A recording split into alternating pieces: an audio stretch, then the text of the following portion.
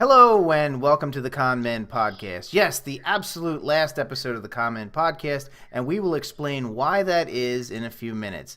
Now, this is good news, bad news type of thing, so don't fret if you like our show. If you didn't like our show a whole lot and you just happen to be catching this one for the first time, well, you got a better show coming. So relax, chill out for a few minutes, and enjoy what we got coming. So tonight, on this episode, this last episode of the Con Men Podcast, we have a special guest joining us. Let me keep that. Bring in Robert Lasky. Hey, Robert. Hi, hello, yes. I'm known also as Trav, so if you listen to the blanking Immortal Confusion or World Steam Expo episodes, that was me. And you're also known for your Dementia Radio. Yes, I do an internet radio live streaming comedy music show Tuesday nights, 8 p.m. Eastern on dementiaradio.org. Blix has actually been on it once about a year ago. Yeah. It's a madhouse. Yeah, I got me and my friends basically being wise asses for at least an hour every week. So That's a funny show. I've seen it. But before we go much further, I guess I should introduce. In case you don't know, I'm Peter Bryant. I'm the voice you've been listening to forever. This is the face that if you're watching this on video. My co-hosts are Michael Kafis, who is our chief video and guy and our game master, as it were. Oh, God. No, Mike usually runs the games. I'm going to be running the game tonight, but usually from here on out, he'll be running the games for the most part. Answer me these questions 3. And then our chat master, our Eyes of Doom, Adrian Perez. Hi. Wow. And if that doesn't creep you out, nothing will. Oh, yeah. Does he have a face for radio? I know. And here they've been saying this about me for the past 7 years, yeah. That'd be scary. And as far as our listeners or watchers, well, actually watchers for the most part, know, he has half a face for radio. and half a body for porn. Oh, God. Oh, no. All right. And then there's our news anchor, Mr. Brian Olvera. So, Brian, how was your weekend? It's been the usual. I see it more as like a final prep for war, because this is the Christmas holiday. Yeah. I mean, Loaded. pretty much. Like every morning, I'm expecting it to be like the beaches of Normandy, sirens are going off. We're all getting in our literally our managers will say, "All right, guys, get into your positions. We're about to open the gates." And I'm just, I felt like I should. You work in retail, don't you? Yes, I do. I work at Barnes & Noble. Oh, no. Barnes & Noble. Oh, I was there. That would explain. I was at my local one this Sunday. Oh, I feel bad for you. Oh, I work in the music department also. I'm the music manager there. Okay. So I'm just so... The sad thing is also being a lead position, you have to deal with the irate customers. Whenever they want, I want a theater manager. I want a theater supervisor. When they're in my department, they have to drag me in. Or usually it's just me. I'm usually the only one working, and whenever they say that shit, like, "Oh, let me see a manager," I literally will do this. I will get up, I will walk in a little U, and then turn around and say, "Hi, I'm the manager." I've done that because, I've had a couple people try to be wise asses with me, and then I'll, just trot. Yeah, how can I help you? Yeah. And then the look on their face is like, shit. That's what you need to say to them. I am the danger. Carlos Danger. So what about you guys? Mike, have anything this weekend besides, your usual, oh my God. Yeah, let me tell you something. I have a little rant, and it involves the DMV, Baltimore County, and the Baltimore City Parking Enforcement, okay? See, now, I got a ticket for parking where everyone else was parked when I was taking my kid to football a couple months ago. Okay, and it was in a school. Yes, it was a fire zone. No school was in session, and it was like everybody else was parking. And before you say it, yes, if they were all jumping off bridges, I would have jumped off too. Okay, so whatever. But, so here I am parking in the fire zone, and they ticketed like half the people's cars. I guess they made their quota. They ran out of fucking tickets because half the people got tickets, half the people didn't, and I was fucking pissed. So. And I've been alright, so I forget to pay the ticket, okay, or forget to know that I don't have any money to pay the ticket, whatever. So I finally I get a ticket on my car from Baltimore City parking enforcement. Now, why would you get a ticket on your car for parking enforcement? Oh, because my tags, which I forgot to renew, were past due. Okay. Who fucking gets a ticket for your tags being past due? Okay, yeah, you might get pulled over or whatever. No. A parking enforcement agent, okay?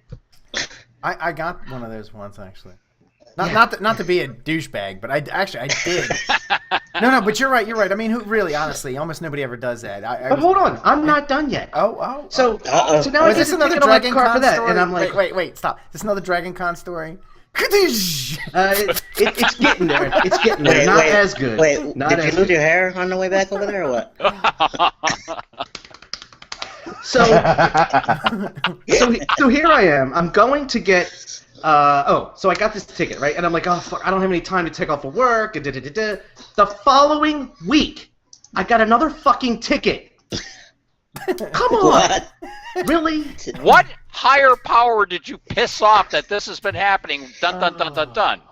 So I finally had a day off of work today, and I was like, I'm gonna go take care of this. So I go up to this tag and title place. Oh, I paid the ticket online, right? Today. Or yesterday, I think it was. I paid it, and then today I went into the place, and they're like, oh, yeah, you see, there's an administrative fee from the county, and you need to pay this you need to get to the DMV to get this release. Or no, you need to get to the county to get the release, so the MVA will renew your tags. And I'm like, but I don't have this form. But I paid the ticket, and they're like, yeah, but you need to go and do that. And I'm like, but I already paid the county. What can they give them? What? And they're like, you need the VRF 99 X45 form. So I go up to the county, and I made it there in the nick of time to get this form, right? But the lady was not going to give it to me. And I swear to God, because she's like, oh, well, we only give it out when you pay here. But I paid you online. She was like looking at me like I had three heads. Like, what is this online you speak of? You know? Yes, I gave a man the money, and he rode it over on a horse and buggy, and he gave it to you. Okay, that's as good as it gets. You have the fucking money in your account in the county. So she was gonna make me. Well, it's supposed to be. They'll mail it to you, and I'm like, I keep getting tickets in the Baltimore City because I'm not renewing my tags. I've paid you the money. I need my fucking tags. I'm sure that she went over gave well. me- I need the fucking tags. Yeah. Go, bitch! That's what I said on the inside. Right. So on the inside, on I was the smacking the outside- shit out of her. That's right. So I finally got it. I finally got my tags. I got to go tomorrow, hopefully, if the MVA is open, to get my freaking tags. It's just been like, I hate it. It's like you're supposed to do this, but then you got to do this, but you can't do this until you do that. But if you do that, then you'll get screwed by this. So it's like a freaking Yay, bureaucracy. Full of Yeah. hoops and catch-22s, yes. All right, Don't you know pass what? go. Hey, this story is very Go interesting. directly to jail. This story is very interesting, but I think I'm going to move on to Trav now. Okay.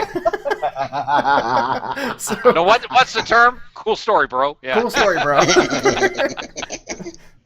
For all our listeners who are still awake, Trav, so how's your week been?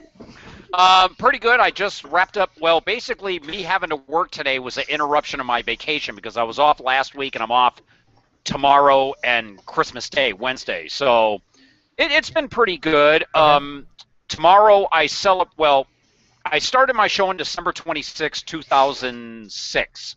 So this will be tomorrow's show. My next Travcast will be my 7-year anniversary show. Wow. That's So something. I'll be having my main host, Sven of the Lemmings, who Blix met, Mhm. I'm picking up Habibi. She'll be there. She came with me to Gen Con this year. Right.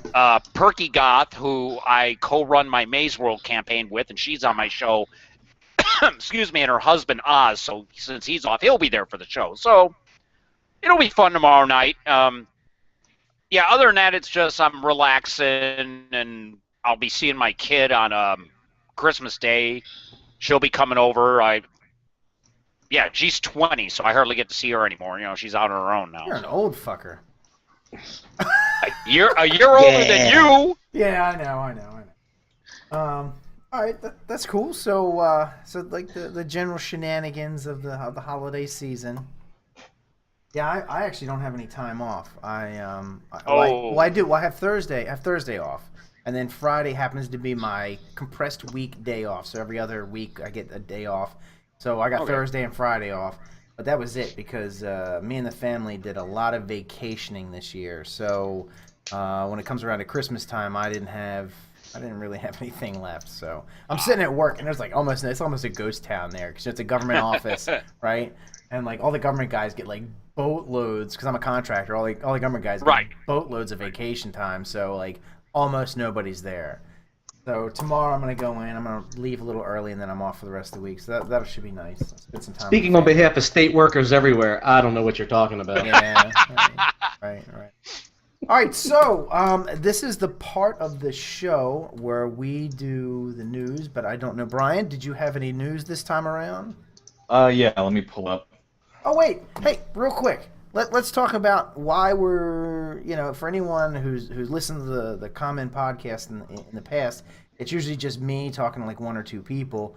Let's talk a little bit about why we have the format, why we have the video, why they're looking at, like if they're watching the video, they're looking at all these like weird logos and stuff that's going on.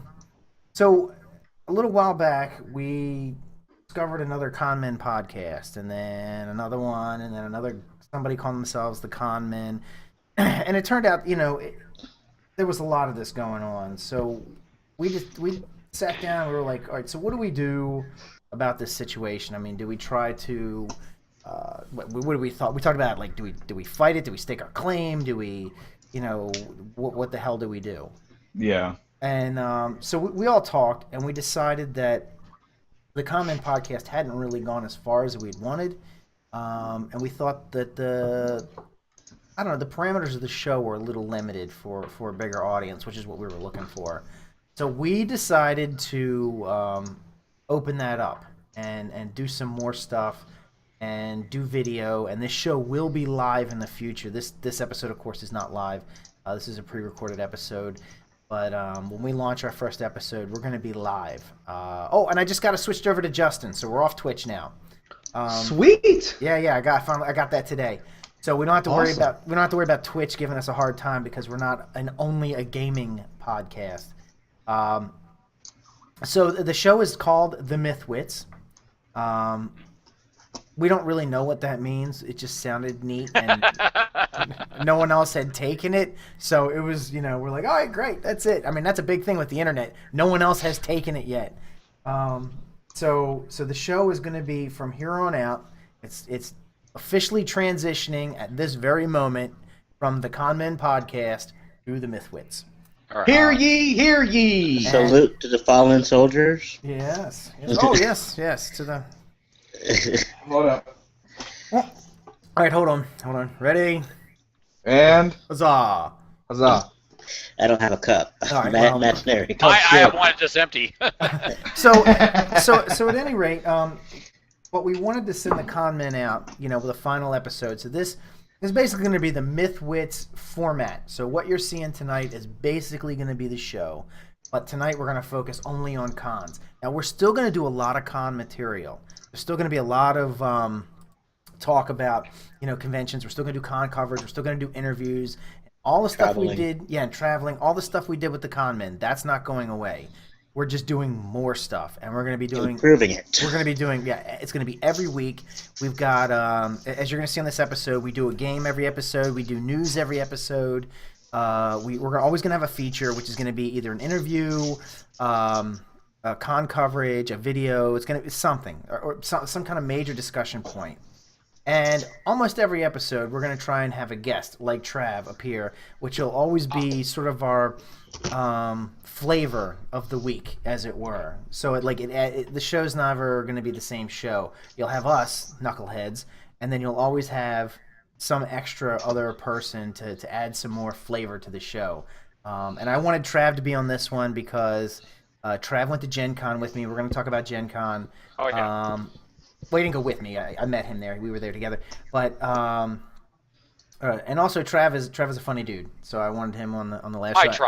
I try, yeah. And plus, we never showed that SteamCon one, so I kind of felt like we got a little gypped on that one because we did a whole episode, and then we found out that the con was canceled. The next morning, Right. I find out in the Facebook group, oh, yeah, the con's done. I'm like, well, that's an hour and a half of my life I can't get back. Thank you very much, Morgan, So the I guy thought who ran the con. So I thought we would Okay. we would make good. Well, on I that. got in one on the Conman podcast, Yes. Confusion last year, so I made my mark as the Detroit Con Connection, so I'm good. Right. Okay, good. So let's go with Brian here. Brian, what you got for us in the news? Okay, let me see here. So, my usual sources, the guys over at Geekology, pulled up this neat little thing that was produced by the New York Times where it's a little experiment they did with fire ants. The physics of ants. And let me see if I can pull up the article here real quick. Oh, I think my I've seen hyperlink list up. this. So, what they did was, essentially, they literally got a funnel suspended over a small, literally a little puddle of water, and they got some fire ants to just funnel through it, and they can mimic the properties of both liquid and solid. It's weird. I'm pulling it up right now. The guys who ran this article actually took some of the highlights of the video clip because this is a fairly lengthy clip, and it shows both examples. Because what they did one where they made them through a funnel and they followed the properties of liquid, and then they did a compression experiment, put them in a container, and just lightly started compressing them, and they stayed in that solid chunk of nothing but ants. So let me bust Are we out going to the screen YouTube on share. that one, or? Nope, I'm busting out the screen share. Okay, here's actually the GIFs right now for that experiment. I don't know if you guys can get a good look at that. Oh yeah! Oh, look at that. That's cool. It was just one of the more nifty, random experiments we do in the name of science. Let's torture fire ants and see what properties they emulate. I'll tell you, if you've ever been bit by a fire ant, you will not feel sorry for those little fuckers. God damn, do they hurt? Yeah, but So what are you they know- doing to get to change the properties? Well, essentially, it's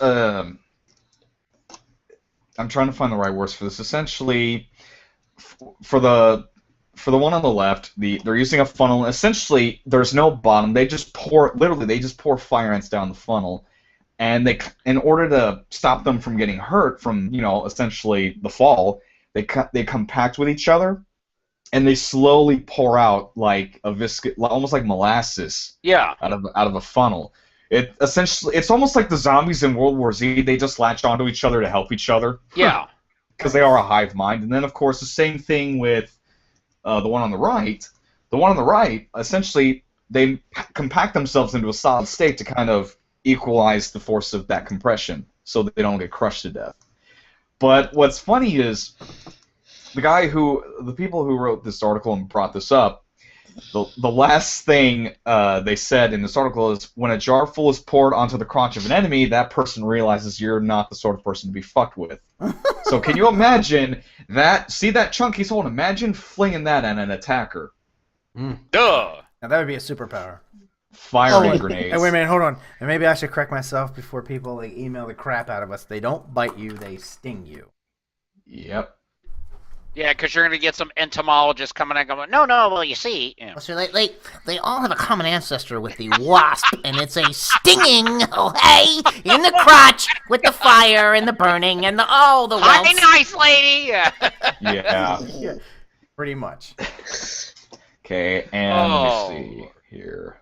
Let me just grab some of my other sources today because Well, yeah, okay, go ahead. So I was going to say, Let me real quick, see. while you're Yeah, looking go for on. that, anyone interested in going to Gen Con 2015, pre-registration opens on January 26th at noon Eastern and will last until June 29th, 11:59 p.m. During pre-registration, most badges are $10 cheaper than their standard registration prices. Hotel registration begins on January 29th at noon Eastern and closes July 21st at 5 p.m. Wait a minute. This year, for the first time ever, family fun badges will go on sale during pre-registration. That's right, attendees. Now you can purchase family fun badges in January at just $30 for a family of 4. Anyway, so I managed to find some of the other stuff. that's my Gen Con update. The plug-in, Right. little product plugging. So a couple of things. Obviously, I gotta ask this: have any of you guys seen the modernization of Clash of the Titans? Or Clash of the Titans. Yeah. Well, number 3's on the way. Oh, good. Yay. So we had Clash, we have Wrath, and They don't have a name for. Actually, hold on. Is it called Crap of the Titans? So Wrath wasn't any good. Actually, It looked I don't know why, better. but I haven't seen it. I'm literally. Hold on, but I'm looking at the how much they made in the earnings in the box office. I'm dumbstruck. Let's see. The remake actually was a success, made $493 million worldwide. Okay, and the sequel no one ever wanted made $305 million. So, well, it depends on how much it took to make the movie, and I think if you do 1.5 times what it costs, it's considered a commercial success. It is, because usually movies like that, I could tell that movie had a budget probably no more than like $100 million. Oh, God, yeah, then they were both commercial successes. Yeah, easily. because if you look at... Okay, so you saw that, and did you guys ever see John Carter of Mars, the Disney? I have it on Yes. TV. Yeah. You saw that, movie. right, Pete? Yeah, I saw it. Love that movie. Well, bear with me. The budget for that movie, now remember Clash of the Titans and then remember John Carter of Mars. The budget for John Carter of Mars was $300 million. That was the budget. Yes. And it is actually regarded as one of the most biggest flops on Disney's record. Well, because the marketing for Disney, they marketed it poorly here in the U.S. Worldwide, it made money, but here in America, Disney lost $200 million, and that's why they basically wiped out the entire marketing department, hired from the bottom up, all new. It kills me. It kills me because, in the opening weekend, it barely made 1/10. Yeah. Of what they put into that movie. $30 million opening box office, and I'm just the fact that Clash like it's coming, but it's not. The main point of this article is it is coming, but it's not coming anytime soon at the moment because they're working with 47 Ronin, Keanu Reeves' new movie. I want to see that. They're waiting for that because they're still doing some other stuff. But still alive? What? Yeah, He's Keanu still Reeves? alive? Yeah, he's Yeah. still alive. I thought he died in the Matrix. Yeah. Where's my cricket? Cricket. I was just going to call that up, too. Don't Good worry, Lord. Adrian. Well, no, it didn't, it didn't help. Soundboard is coming. Yeah. Okay, we need it. I'm gonna Tai Chi this to another news article Nice. before my head ruptures. So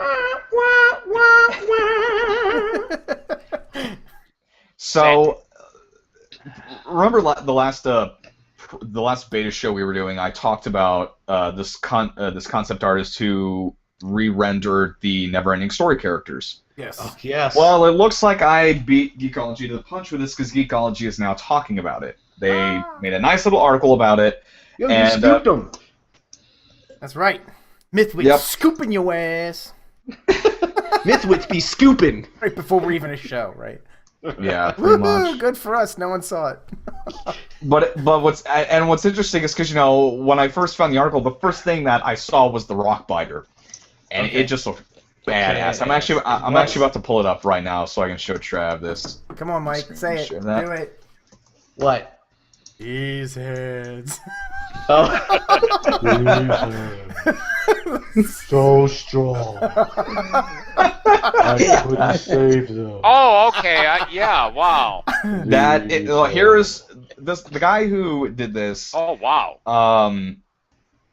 Nicholas Francoeur, he took the characters from the 1984 classic and gave them a 2014 look. That is Falcor, the dragon we all know and love. Wow. That's awesome. Totally, Wow, it looks amazing. And let's see, then we have Atriu and Artex. Yeah, he's always going to be gay. Whatever. And now the rock biter. Oh. Yeah. That looks like an earth elemental out of the Pathfinder bestiary. Oh my god, yeah. looks- Exactly what it looks like. Or like what was Thor, the second movie Thor, that big Yeah. rock elemental Yeah. thing that comes up. Yeah. Hey, that thing looked like it would bend Thing over. Yeah. Dear Lord. Talk about a rock slide. Thing would be his prison bitch. Wow. And then of course we have Morla. I don't remember that. What was Morla? I'm trying to remember. I just recently. Whoa. Yeah, Okay. I recently watched it a few weeks ago. I bust out the DVD and watched it, but I remember that there was a character in the movie called Morla, Okay. and then of course, Gmork. From Orc. Oh. Nanu. Wow. Minion. Cricket. It's like all the people under the age of like 20 are like, I don't Get it? What is this? What's the orc in the? And then the whoosh whoozul. I don't even remember that one That either. just looks like a bat. Yeah. Well, Yeah, remember there was a sequel. I don't know. They may be Yeah. combining the movies. I don't know. Most but- likely, that's what I'm getting at, because I only saw the first one, and of course, the Glukkuk, the snail rider. That was in the first movie. I remember that. Snail Yeah. Rider.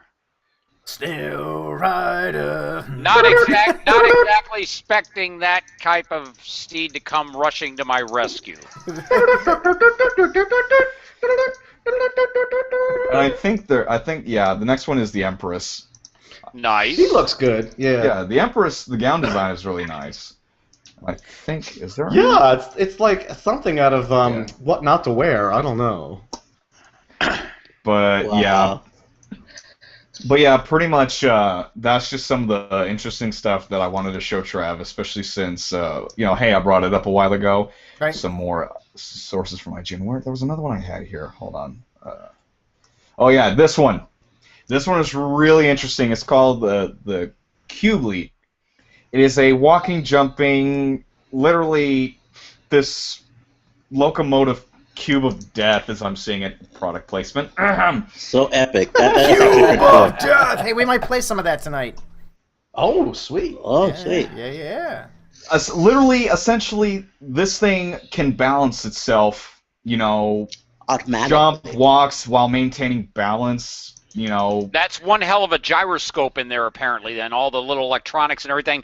Yeah, that would have to be done with a gyroscope, and that must be one heck of a one if it can do that. That's Yeah. Considering Very how cool. big it looks. Oh. Well, hey, Trev, considering There's actually a video, isn't there? Yeah, I think so. I'm actually about to pull it up. Actually, it's a YouTube video. Let me turn off screen share and get the video ready for you guys. Sweet. Okay. It's actually pretty sweet.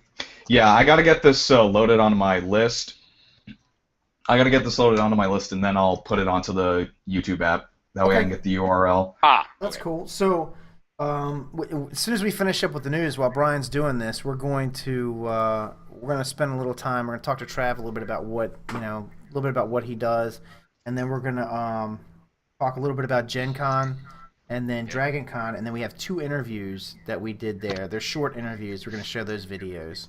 All right, so I got the link. All right, Sorry so to you cut ready? you off real No, it's quick. good. Yeah. Ready to go? Go ahead. Let me get the app go away. Let's see. Add video to playlist. Paste the URL. Wait, no. Uh-oh. And we got 2 people muted now. Yeah, that's That happens. Yeah, it happens when he starts a video. All right, so go ahead. Yep. Ah. We're just gonna let the nice lady tell us about it. Brian, Hmm. you want to share your video there? Oh, sorry. Hold on. It's not playing? No, well, we can't see it. You haven't shared the YouTube with us. Oh, you have to just open the YouTube app. On Yeah, the- I was open gonna your say, YouTube app. you guys have to open the YouTube app. Oh, we do. Oh, that's right. Yeah, we do. remember? Oh. Sorry, that's right. Noob. So we're Oh. yeah. Okay, And yeah. I X'd Sure. that out earlier. Sorry. Okay, sorry. All right, I'm starting it. Here it Let's goes. go. The cubely takes its name from a combination of the English word cube and the Swiss German diminutive Lie, indicating something of small size. With a side length of 15 centimeters, it mainly consists of 3 reaction wheels, each attached to a brushless DC motor, motor controllers, inertial sensors, an embedded processor, and batteries.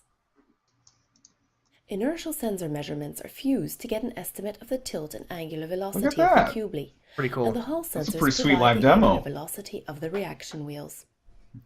Based on these estimates, a nonlinear controller is used to balance the cubely on its corner, while the angular velocity of the reaction wheels is kept close to 0. I'm sorry, that's Although fucking this crazy. method of using reaction Yeah. points is similar to the one that is used to stabilize No, satellites no. in space. I mean, other than as like a toy, I'm not really. With this setup, the I'm cubely trying to can figure a robustly balance practical around its application while for something rejecting like that. Oh no. disturbances. Yeah, oh, Trav, totally. Rotate Yeah. while Like balancing. Martian landscape, or like Or rough even terrain. stuff for rovers. Yeah. Okay, locomotive purposes. Wait a minute. Gotcha. Okay. Jetpacks. Think about jetpacks. In addition, Or those momentum wheels can balance rotate with at the very high gyroscope. angular Okay, yeah, velocities all right. to build up Yeah. sufficient See, angular momentum. Blix knows this. I'm The not rapid exactly braking of the mechanically wheel inclined, allows so it to transfer the angular momentum to that's the a cubely's failing body. of mine as an Aspie. This Just allows the fixie cubely techie to things I'm jump not from a good at. resting So it's position like, yeah, to all a right, I see balancing now. Yeah. position Yeah. without external support. Now that's awesome. I need to know how long before I can get one of these on Amazon. Yeah, no doubt. On the Amazon drone, you mean? Yeah. Yeah, or Think Geek How or they use something. it. Can you That's how afford they it? use the drone. Bright idea is that to send stuff via drone. Raises it Ooh. No, from its wait a minute. edge I could tell you along right its now corners. that looking at this, being that I'm in a, I Whoa. work Whoa. for a prototyper, Oh snap! prototyping industry. Once they start building Hold these on any kind of scale, this That will be is cheap. freaky. In addition to This will be balancing, cheap. the motor Oh parts yeah. can be used Once to you achieve mass a produce it, controlled and of course fall, as the tech such gets that the better, cubely can be commanded to fall it'll in a go down, specific but- Every direction. bit of the expense in that, looking at it, Combining these three every bit of the abilities, expense was in jumping R&D. up, balancing, and controlled falling. There's nothing Allows in the that that I cubely can to walk see across which the would make surface. that very expensive. Some researchers Holy hope to shit, use I this want method one of so bad. locomotion for It's so planetary cool. exploration, One while others of are the using things it I can for see this is self-assembling for robots. But for beacons. us, You can Yeah, put them on wheelchair. any surface now. cube, Beacons, wheelchairs, because they stay balance, and walk. level. Right? So you can so when you're in, especially for combat, when you're in an all-terrain situation, you need to place a beacon. You know, usually when you need a beacon, it's usually like a pick. You have to jab it into the ground. With this, no, you can literally set it on a rock, turn it on, and it'll stay fine. Hey, What? Brian, hold on a sec. Brian, save that video because we might want to look at the how to contact those people. They might be kind of cool to interview, maybe. Oh yeah, wow. That would be cool. Yeah, That would be yeah. kinda I'll cool. this. I have that saved already. As a matter of Right. fact, not only that, but I want to keep that technology in mind for what I do at work, because that might be something we might want to use for something. And then you could just make me one too, right? Yeah, sure. Why not? I'll just grow Yeah, it on Mike, one of our. Mike, He'll wait, get right wait. on that. Yeah. Everybody gets a cubely. Hang on, Mike. You sure you can afford it with all those tickets? Oh! And that's when the fight started. Yeah. That's when he killed him, Your Honor. All right. So Brian, what else we got? Anything else? Let me see here. Let's see. I already got that. Let's see. Okay. Here's some options because I know we're on a bit of a crunch here. Mhm. So I'll read some. I'll read some of these headlines, and you'll let me know which one you want to see. So, text me anytime. Scientist sends text message with vodka. New parents recreate classic movie scenes with their newborn child. The Pacific Rim theme performed on Tesla coils with Okay. a robotic drummer. Done. Okay, That's hold on. the one. But before we go on to that, what movie was performed for the child? It was Star That- Wars. I think I saw this. Actually, Indiana Jones. Oh, was it? Okay. Well, actually, it's multiple. Yeah, they did a It's couple. more than one scene. They did a few, but the main one on the article is Indiana Jones and the Temple of Doom. Is it Temple of Doom? Might be. Yes, it is. With the short round? Yeah, Temple but- of Doom, right? Yeah. Yeah, Yeah, but yeah, just hey, that's all over Facebook. Let's look at the one with the Tesla coils. Tesla coil. Yeah. Pretty much. Let me get the. This is gonna be another YouTube setup. Give me one second here. Are they going to be able to hear the video? Well, once I Yeah. get it up. Yeah. Yeah, once I get it up. Then Oh, you okay, should Once he find gets it. it up. That's what she Yeah, said. Yeah. that's what she said. All right, so I'm gonna click over to YouTube. You let me know when you're ready.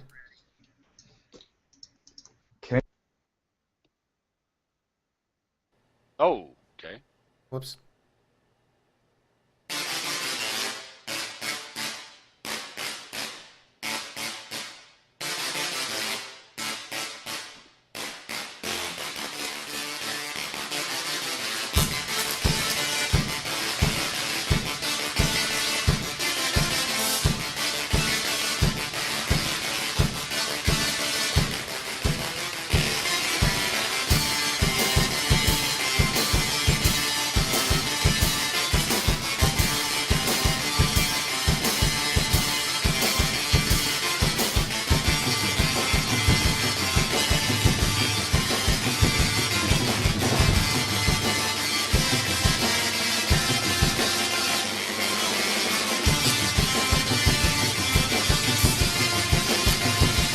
So is that robot doing anything?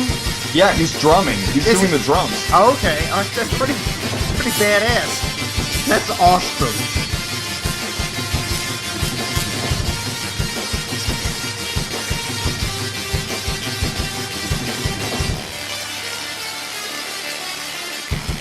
So this is called Pacific Rim what? The theme song for the movie. Oh, okay. Yeah, they performed the theme song of the movie with Tesla coils and a robot manning the drums. So let me get this straight. The Tesla coils are actually the different. They're getting different harmonies from the I guess the various voltages that are running through, or what? This is actually something that's fairly new.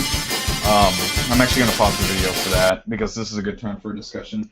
So it's interesting because this is something that is somewhat new. People have been using Tesla coils now to perform songs. I think it's been going on for at least a year and a half now. Yeah, they had A lot- one at PenguinCon a couple years ago, and it was Yeah. a big hit. Yeah.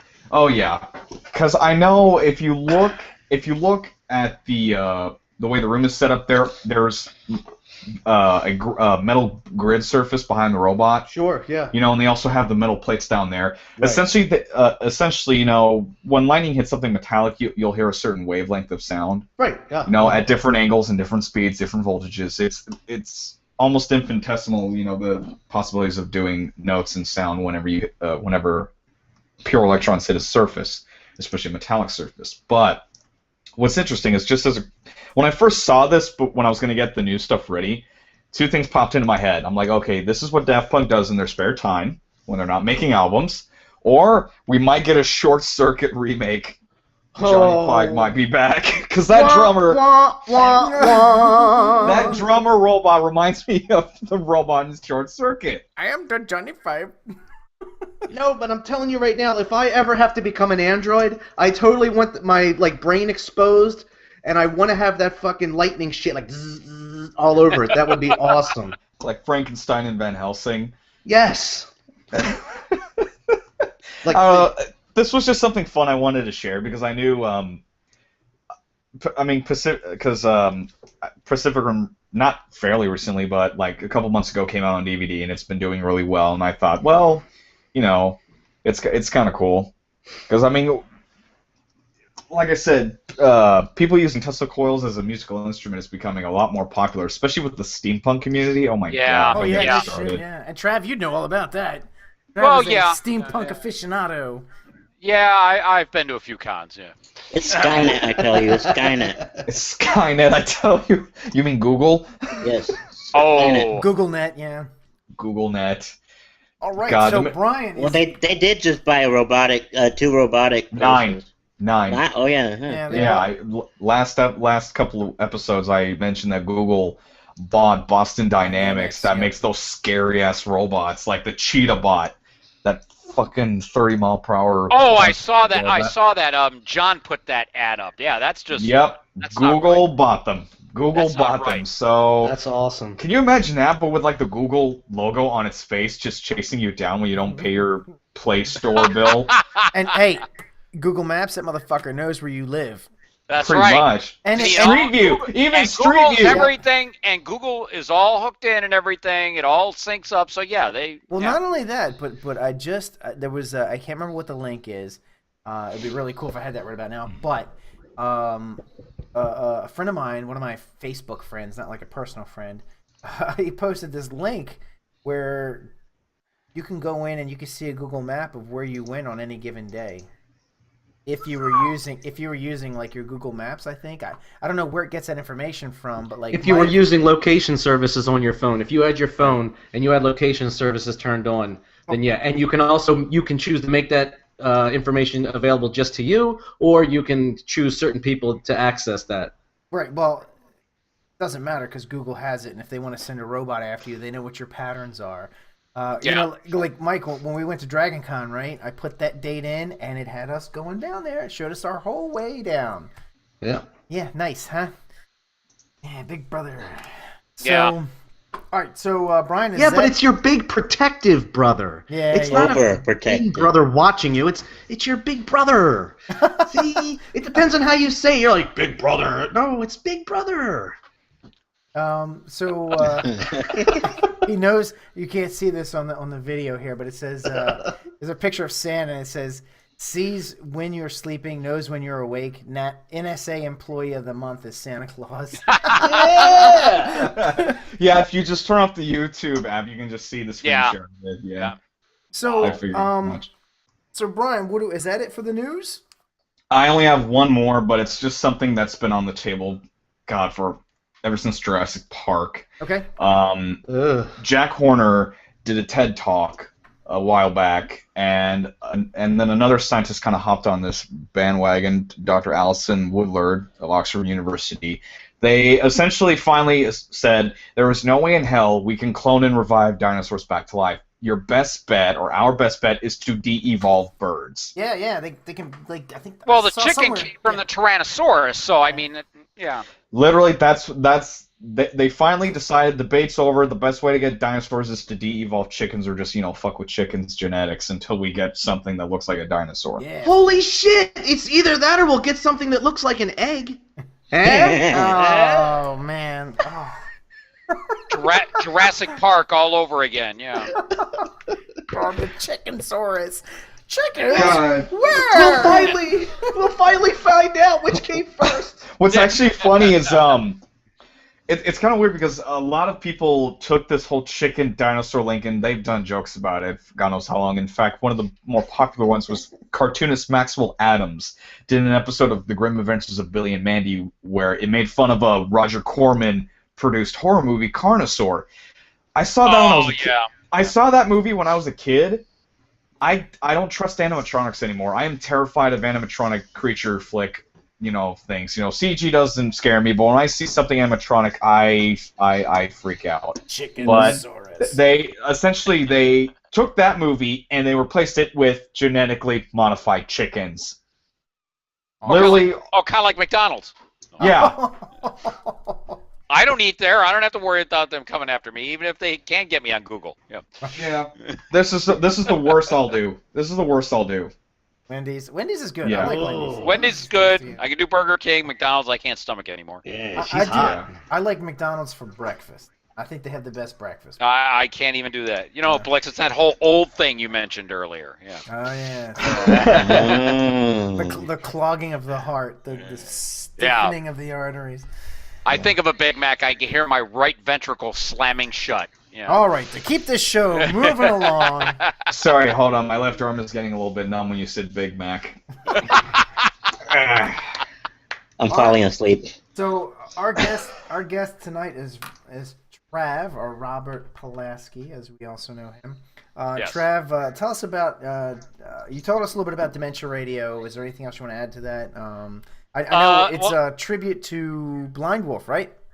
Yes, what it is about, let's see, October 1st, 2006, Jamin Peace, a.k.a. Blind Wolf, I mean, he was blind. He also had cerebral palsy, but he was mainstreamed. He did community theater. He also did this 3-hour internet radio show called Blind Wolf's Rubber Room Association. Well, what we didn't know is that he had a heart condition and on 10/106, he passed away at the age of 26. So basically the third in command of Dementia Radio, Wildcard 9, he started taking over the show, but he just said, I can't do 3 hours. So our friend DJ Christie took the first hour, Wildcard has the second hour, and the third hour worked for me because I had my visitations with my daughter and just that worked out. Right. And 7 years later and a whole bunch of cast changes, I'm now celebrating my 7th anniversary this year. Right, right. So what is, for anyone who doesn't know, what is Dementia Radio? Okay, Dementia is comedy and novelty music. We're talking Weird Al, Tom Lehrer, Spike Jones, and more modern artists like the great Luke Ski, Worm Quartet, Devo Spice, MC Lars, your nerdcore rappers. Mm-hmm. They would be involved in Dementia. Dementia, of course, is named after Dr. Demento, Barrett Hansen. I get to meet him in March at MarsCon in Minneapolis. Ooh. Sweet. And I get to see Devo Spice, who's a nerdcore rapper out of New Jersey, and the Gothsicles, who are like an electronic type band. They're going to be at Mysticon in Roanoke, February 21st. So I get to see these people, and Dementia Radio has been like a family for me because I've been through a lot of stuff in the past 7 years, and at times all I had was that show.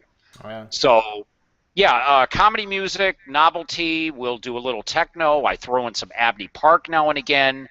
Oh God, I love Abney Park so Now, much. I got to meet them twice while at World Steam Expo. I only got to meet them once, but still, Robert Brown is a nice man to talk to. Oh, he's great, yeah. And he's so dreamy. It's delicious. So, Oh, Captain, my Captain! so Trav, where do they find, when and where do they find this show? I am on Tuesday nights at 8 p.m. Eastern. I usually go till 9, but I have had the opportunity to go a little later because the guy who's on after me is on hiatus on www.dementiaradio, one word, DEMENTIARADIO.org, not .com. Okay. And so just go, you go to the site, you click on the listen link, a listen.pls program will come down, you activate that, whatever default media player you have, it'll stream right through. There's about a 20-second delay, but like here on this show, I have no censor. I can say and play pretty much what I want. And you have a chat room that you guys interact with. Yes. I've God, been yes. in there, yeah. Okay, if you have an IRC client like Merck, it's on the EFNet server, and the room is #Dementia, or you can get in through the Dementia Radio site itself on the chat link, and then you'll come up as a Dementia Radio guest. Right, and Trav talks to his audience when he can. I mean, he's I running play his off the chat room. yeah he's running his show and he's doing all this stuff, but he does play off the chat room.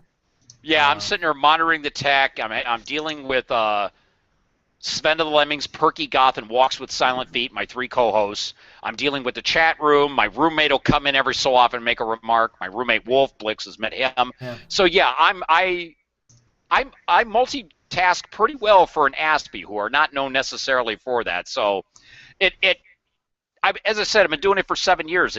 It's like breathing now. Right. And I'm actually now a senior DJ there. So it's a good show. I mean, I was on it the one time I was up in Detroit. I stopped by and visited Trav and hung out with the guys. It was a fun show. And I've listened to it a couple times since then, and I think a couple times before then. It's a funny show. They put on a really good show, and you should definitely check it out. It's worth your time. And it's me doing this on this laptop here in my living room, in my apartment in suburban Detroit. Right. Sitting in this, probably the same seat you're sitting in right now. Exactly, just maybe about 6 inches to the left usually, yeah. Also, as I said, I'm on the TriTech Games podcast with Blix and Bruce and John and Paul, and so I've been doing that now for 3.5 years. And the Dementia Radio and the TriTech stuff is what the whole Trav thing is about. And I'm known at sci-fi cons and stuff, mostly in the local Detroit area. but I've been to MarsCon Minneapolis and Gen Con, and I'll be going to Mysticon in February. Right. So he does a lot of cons, and you're doing some writing for TriTac, for the Bureau 13 book. And also for Portals 4, I did research for Rich to Hulk on that, so I got credit in that. I headed up. And if our audience doesn't know, there's a game company called TriTac Games. They are an older company from back in the late 70s. Ever since then, and Rich has been putting out product over all these friggin' tens of years, and it's the best game you've never heard of. Awesome! Role playing's best kept secret, I call it. Yes. Yeah. It's a great game. You should definitely check out TriTac Games, and like Trav said, it's my other podcast, the podcast that I've been doing for 4 years now. We're on 4 years, right? Yeah, we're on season 5 now. I joined in about halfway through 2. Yeah. And we haven't missed a week yet. It's been a weekly podcast. Every week we talk about some kind of aspect of gaming, generally tied into TriTac's products. But, if you're not into TriTac products, you never played them, doesn't matter. We still cover all, like, regular gaming gamuts. Oh, yeah. If you're a role player, you will like the show. All there is to it. We have me personally. I led the conversion project of Bureau 13 to the D20 mechanic. Yeah. Wow, that was and I have some stuff coming out in Bureau 13 Brass and Steam, and as well in Portals 4. Right. Trying to recall, there's one other thing I did, and I'm blanking. I worked a little bit on Fringeworthy D20. Right. But that's more Bruce's baby. So. Yeah. Bruce Shiver, the guy who runs the TriTac podcast. He's our resident. He's been on here before. He's been on the comment before. Okay, all right. Yeah, resident editor and cat herder, I call him. Yeah. All right, so let's. Funny because he's a dog man. Yeah, he is. He's a dog man. So, well, it's the only way you can keep me and Blix in line is through the editing. That's it. So let's move on to cons. All right, so this is our feature portion of the show where we're going to talk.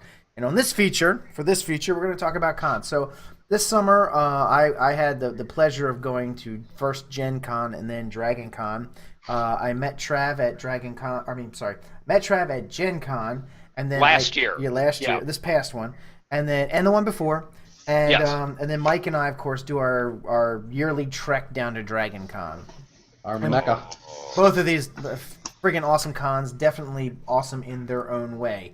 And we're going to cover both of those quickly because I don't want the show to run too awful long. But so let's start with Gen Con while I got you up, Trav. Being that you're the guest, we'll go first with you. And it happened first. So talk about your time at Gen Con. What'd you think of Gen Con? I mean, let's start it. Hold up. Gen Con, you've never been. It's called the best 4 days in gaming. Yes. It is the Uber role-playing convention in... I think in the world. All gaming, because you've got card games, board games, miniature games, some computer games, role playing, of course, just scads of that. But that's its mainstay. That's its baby. If it's any kind of con, it's a role playing, a tabletop role player games. Dude, were you in the magic room, in the card room? No, I've never actually seen that portion of it. Oh no, well, because this year Habibi spent a lot of time. Another one of my Travcast co-hosts, she's sort of on reserve status. I call her my radio wife because we banter like it, and Blix has seen it. Yeah. She and I went there this past year, and last year I was there with Amber Rowe, our fellow podcaster for TriTac. There's 3 things you do a lot at Gen Con: gaming, walking, and spending money. Yeah. Accept that as fact going in, and you've got a good idea what goes on. But And while there are parties and there are things to do and there's drinking to be had, it doesn't compare. I'll tell you now, because you've never been to Dragon Con. It does not compare with Dragon Con in that field. It's a gamer's con. I mean, if you're into gaming, that's what this con is for. I mean, it really caters to gamers. Yes. There is a party aspect, so if you're into partying, you're not really going to be disappointed. But if you're going there as your main concern is to party, wrong convention. Yeah. It's about gaming, and if you go there for gaming, you won't be disappointed. It's overload. Yeah. I mean, it's the catalog. So I've been to some smaller cons, right? And their entire programming is one open page of Gen Con. Like if you open the Gen Con programming, and you look at the page on the left, and you look at the page on the right. That is the entire gaming for some of the smaller cons I've been to. and it's a book like Trav said. It's a book this thick. Yeah, it You know, is. and it's amazing. I mean, just like any fucking game you can imagine, right? If it's a role playing game, I can almost guarantee you'll find it there. I mean, you want to play a top secret, fucking top secret. How long has that been out of print, disappeared? I mean, God, 30 years probably. Right. I guarantee you'll find a top secret game. Yes, I if you guarantee look you'll find hard one. enough, you will find something because somebody will want to run it. Right. Kung Fu fighting cards? Well, What? maybe that's Slugfest. The Slugfest game. That's a card game. It's you might find that there. A Slugfest does go to Gen Con every year, so probably. I would say. Let me think. Let me think of something crazy. Okay, so remember the game Fatal? That piece of shit. There's not very many role playing games I would call that because they appeal to somebody. But Fatal was probably the biggest piece of shit ever written. Wow. You remember that? You know How what do I'm you talking really about? feel about it? Well, you roll like when you roll up your character, one of the things you roll for is like nipple size and asshole size, and I mean it's stupid. It's a fucking retarded game. Oh my lord. It looks like it actually reads like it was written by like a 12-year-old. I highly doubt you would find a Fatal game there, but just about anything other than that dumb piece of crap. But anyway, so what did you? We played some games there. I know you ran some games there, right? Didn't you run a game or two there? I ran one game, basically fringe-worthy Pathfinder. Some people on the Pathfinder world found out they were fringe-worthy, and they had an adventure. And I pre-ran it at a 2-day gaming con at Adrian College in Adrian, Michigan, called PyCon. Right. And so that was the dry run, and so I did it at Gen Con, and it was great. I had a great time. The 2 players that came in loved it, and I used the drinking rules from Steve Wallett's book, Blasphemous Cocktails, and they worked out great. Yeah. Now, I was supposed to run stuff there, but I screwed up. Yeah. I screwed that whole fucking thing up. And it's even funnier, Trav, because I screwed the thing up for Gen Con, right? Because I got on as press, and then I had all this shit to do as press, and I was like, I don't have time to run games. So I canceled all my games, right? But you know what's funny about that? I didn't actually cancel my Gen Con games. I canceled my Dragon Con games. Oh! Yeah, because I wrote the wrong guy. I emailed the wrong guy. Yeah, so I just didn't show up for my games. It's so retarded. I was just like... Well, no, I'm sitting there and I'm reading through, and because you told me that, and I said, "Did you tell Bruce?" And I'm thinking, and we're texting, and I'm like, because I don't want to be around when you do. Right, yeah. But was I'm like, sitting there, I'm reading the next day through the program. I'm there with Habibi in the hotel room, and I'm like, I saw the Savage Worlds Expedition to the Barrier's Peak game. I'm like, that asshole. No, and Beebs is like, what? And I'm like, I would have wanted to play in this. So I totally derped that. I mean, that was like derp. That was like derp foo. Okay, and I had a black belt in that shit. So, then you fumbled that roll. Oh, totally. Critical fail. Critical Rolling failure. that one. Yeah. A 1 and then rolled a 1. Because I got down to and it was funny too because I didn't realize it until I got to Dragon Con, right? And I get to Dragon Con. So funny. And I'm like, oh shit. I was like, I didn't just cancel. I was like, oh, I'm so stupid. I am so retarded. I'm so dumb. Look, here's Pete, like, for the first 10 minutes of us getting there. Wait. Oh, fuck. Wait. Holy shit. Whoa, hold. Oh, come on. No. Oh. Wait, hold on. Oh, my God. Oh, fuck. Oh, God. Oh, no. Why am I reminded of the clip for Steve Carell yelling no in the office? Oh, yeah. No! God, no! Does that sound familiar, Pete? It does. It was totally.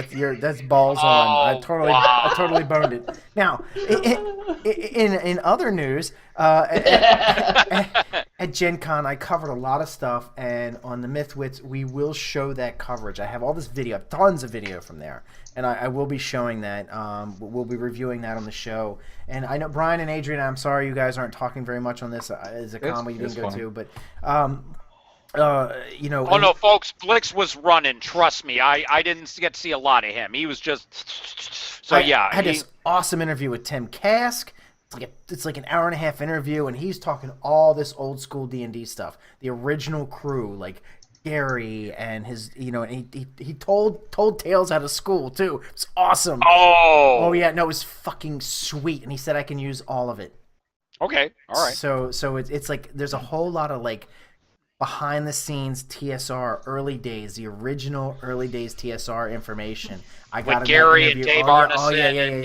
Yeah. He talks about Gary's wife and how all that shit went down. That's awesome. I can't wait to get that video up. So that will be part of the MythWits. I'm sorry I couldn't get up for the con men. The reason why we haven't had a show in a long time is because of this big transition of what we're doing. There was a lot of learning curve. There was a lot of work we've done to get to this point. So anyway, Adrian or Brian or Mike even, any questions about Gen Con that you have or you thought maybe you want to bring up? So when you mentioned, you said the Magic Room, are we talking this? Oh yeah, Magic dude. Gathering? They do like a massive Magic tournament. It is a huge tournament. As I said, Habibi sat in on most of it. She does. How can I say this? She doesn't walk very well. And so she spent a lot of time in the Magic card room because her boyfriend plays Magic and got her back into it. And it is a massive sea of humanity playing this game. Dude, they have like classic tables so that the only people who are allowed to play are play with the first 2 or 3 years of cards. Oh, yeah, modern. yeah. So they go to Legacy. So there's a Legacy table, a Yes. modern table, and a standard table. Oh yeah. fuck. It's Oh my really- god, I would love We that. gotta wouldn't I, go, Brian? Adrian. We gotta go. I would love that, wouldn't I, Brian? It's like Yes, you would. It's like a whole. It's like the whole. Is it the bottom floor? The whole bottom floor of the hotel? It's the Magic Room? Yeah. That's in the convention center. That was Oh. the huge room of the convention center. Oh yeah. Okay, that's right. Next to that main hallway and the dealer's room. Okay, so it's huge. It's huge. Oh God, yes. They do Yu-Gi-Oh as well. I'm pretty sure they had that there. Yeah, they had just And card games I never heard of. And I happen to know that if you're into things like BattleTech or any kind of game where robots. Oh, they had the BattleTech booths there in yeah, that main dude. hallway too. And they've got the. I remember them from the, Dave and Buster's in Utica. Yeah, no, you're thinking of the mech. Was it the Mech Warrior? Well, it's BattleTech Mech Warrior, yeah. same thing. It's where you get inside this. It's a video game, but you get inside this booth and it Yes. shuts the door, and you're in this. You're basically the pilot of Yes, this mech. Yeah. I know what you're And talking you- about. Yes. Oh my And god. it's all Yeah, they had networked. those. Yeah, it was badass. They have those every Oh year. man. As I said, I did that years ago at Dave and Buster's up in Utica, Michigan, and oh yeah, it's pretty intense. Yeah. Now let's give a hint. Okay, so I was pretty lucky because Steve Wallet went this year and he got a Kickstarter that was heavily funded for his Blasphemous Cocktails. So he took the funds from that and his points from his traveling for his business, and he had a hotel room right in one of the convention hotels, which is cool because I helped him work on Blasphemous Cocktails. So he let me stay in the room with him, but. Let's say you want to go to Gen Con. You haven't gotten your room yet. Well, it's too late. You can't get one of the hotel rooms there now. But, Trav, where can you stay at Gen Con cheap? There is a Motel 6, and I am trying to remember the address. Well, they can find it. It's Motel 6. It's near Indianapolis. It's like about 10 minutes outside of town. It's mostly freeway travel to get back to downtown Indy. Right. And would that cost you a night? 60 some odd dollars a night. Yeah, Right. I mean, it's nothing, right? And it's not that, and I got a room, a hot tub in it because, well, we both needed it. Yeah. And I mean, like, so it was big enough to fit what, 2-3 people? If you had an air mattress, could you fit 3 people in there? 4 people? What do you think? Well, it was like a double suite. There was a front room with a couch, and I Right. believe the couch folded out. Plus, there was a queen-size bed in the other room, and there's like a kitchenette and bathrood and the hot Holy tub. So shit. yeah, Dude, you could have like 4 or 5 people stay in that motherfucker easily. Well, yeah. All That right. was 60 something a night. Yeah. 67. I'd have to look it up, but I think so. Yeah. And you don't Yeah, need to make your reservations like 8 months in advance or any kind of shit like No. that. I actually had to remake it because when I made it, all they ended up doing was a profile. You are warned now. Motel 6, go to the site and make it. If you call in, I had to redo my reservation. Thankfully, I caught that Yeah, because that would have sucked. She and I got down there and there was nothing there for us. I would, Wait a minute, I got a question. How far away is that Motel 6 from the Con Hotel? as I said, all the con hotels are in downtown Indianapolis, and it's about a 10-minute drive. So it's not that far. Now, I will say, driving from everybody I've talked to, driving into Indianapolis for the convention is a bitch. That's from what I've heard. Now, Trav, did you have that, like, and they said parking's kind of a pain in the ass, too. Yeah, because, well, first of all, for me and Beebs, it's a 5-hour drive from Detroit to Indy, but, yeah, driving around downtown Indianapolis is, well, let's be indelicate, it's a pain in the ass. Despite how lovely downtown Indianapolis is, traffic is a pain in the ass on that weekend. So you're parking in a parking structure, and then just to get to the con center, you're walking like 5-6 blocks. Hey, Mike, does that sound familiar? Wait a minute. It can't be any worse than on Labor Day Dragon weekend Con. at Dragon Con with the Victoria's Secret convention and Wait, some, what? the game. Yeah. Yeah, there's We'll a get Victoria's Secret convention and a football game. And the Harley convention this year too. On top Oh, of yeah. that, Yeah, they always Why have a didn't we bike. cover Yeah, that one? at Indy, they always have like a biker. Oh no, it was. There were I'm sorry, all it was. sorts of bikers at Gen Con. No, that's right. Gen Con was where the Harley convention was. That's right. Oh, yeah, that was great. Oh, Yeah. man. It was kind of cool seeing all the bikes. Well, yeah, Pip and I in 2012, Amber, my nickname for her is Pip. There's like Tron-like bikes with all the lights and everything Yeah, going by. It was kinda sweet. Cool. It was cool. Oh, yeah. So, all right. So that was Gen Con, and we had a good time. I mean, I think it was, yeah. it was nice to catch up and drink and have a fun bit. I don't know if I'm gonna make it this year. Oh, man. I may not be. I'm working it. I may or may not. It depends. It depends. What's the date again for it? Okay. So, This year, August 14th to the 17th. Yep. And it's and this con is spread all over downtown Indianapolis. Like I said, you do a lot of walking. My game I ran from 5 to 11 Saturday. I'm lugging my backpack and a laptop bag. Well, let's see, 5.5 blocks to that little claustrophobic hotel where we did the podcast that week. Yep. So Mike, the issue with this is, and they may even have they may have shuttles from that hotel. I don't know. They do a lot of shuttling. There's like some kind of green shuttle bus thing down there. But the problem with this, Mike, is the reason why we would have a hard time going to this is because Dragon Con is like 2 weeks after this. Exactly. So it's like it killed me this summer, dude. It totally killed me. I can imagine. Yeah. And if I don't make it this year, I'll definitely make it next year. But I may have to cut it out this year. That's Definitely. definitely. Actually, you know what convention I'm excited for? What's that? Alcon. Oh yeah, I know. What one? Alcon. It's down in Dallas, right? Yep. Yeah. Okay. Just real quick, I know since we, Trev, you were kind of talking about 47 Ronin and you kind of wanted to see it. The reviews just came in for 47 Ronin, and oh man, according to Rotten Tomatoes, it tanked. It tanked like a BP accident. Oh my god. Well, the woman I'm seeing now, her name's Mary. She is like a raging Japanophile. Speaks fluent Japanese, so she wants to see it for that. Yeah, but you know what? Yeah. If it's a shitty movie and it doesn't compare to the Japanese live actions, she's gonna hate it. Well, here's the problem, because 47 Ronin, this is a classic tale. It's an 18th century Japanese fable. The percentage score on Rotten Tomatoes, 15%. Ooh, that's bad.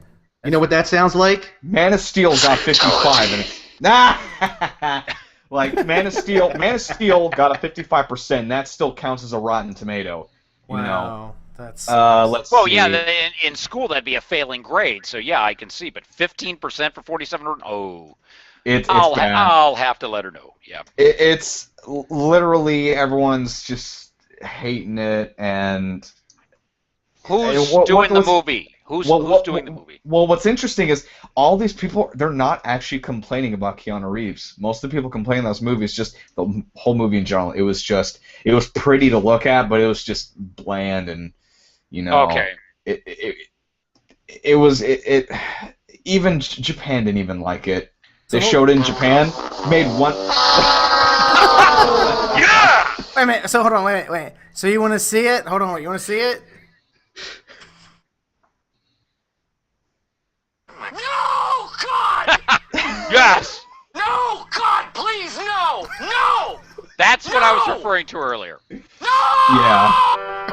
My favorite sound effect on the instant button sound app. That is going into the soundboard, by the way. Oh, of course. Oh, God. Yeah, a lot of people. But the thing is, the most common thing is, it was impressive visually, but people were just having a hard time staying connected to the movie. Apparently, it was that boring. Oh, nice. Because It looks so good too. Yeah, that's what they said. It looks Oh, great. so but this is another one of those, the best scenes were all in the damn trailer. Right. Oh, God. Well, here's the thing. They showed it in Japan first. Obviously, because it's a Japanese fable, they had to show respect to that. Unlike Pacific Rim, which was a love letter to Japan, which did phenomenal in Japan. It's like a polarity in this case for 2013. Oh, okay. It only made $1 million in Japan. Oh! Ooh. God damn, they got a lot of people there.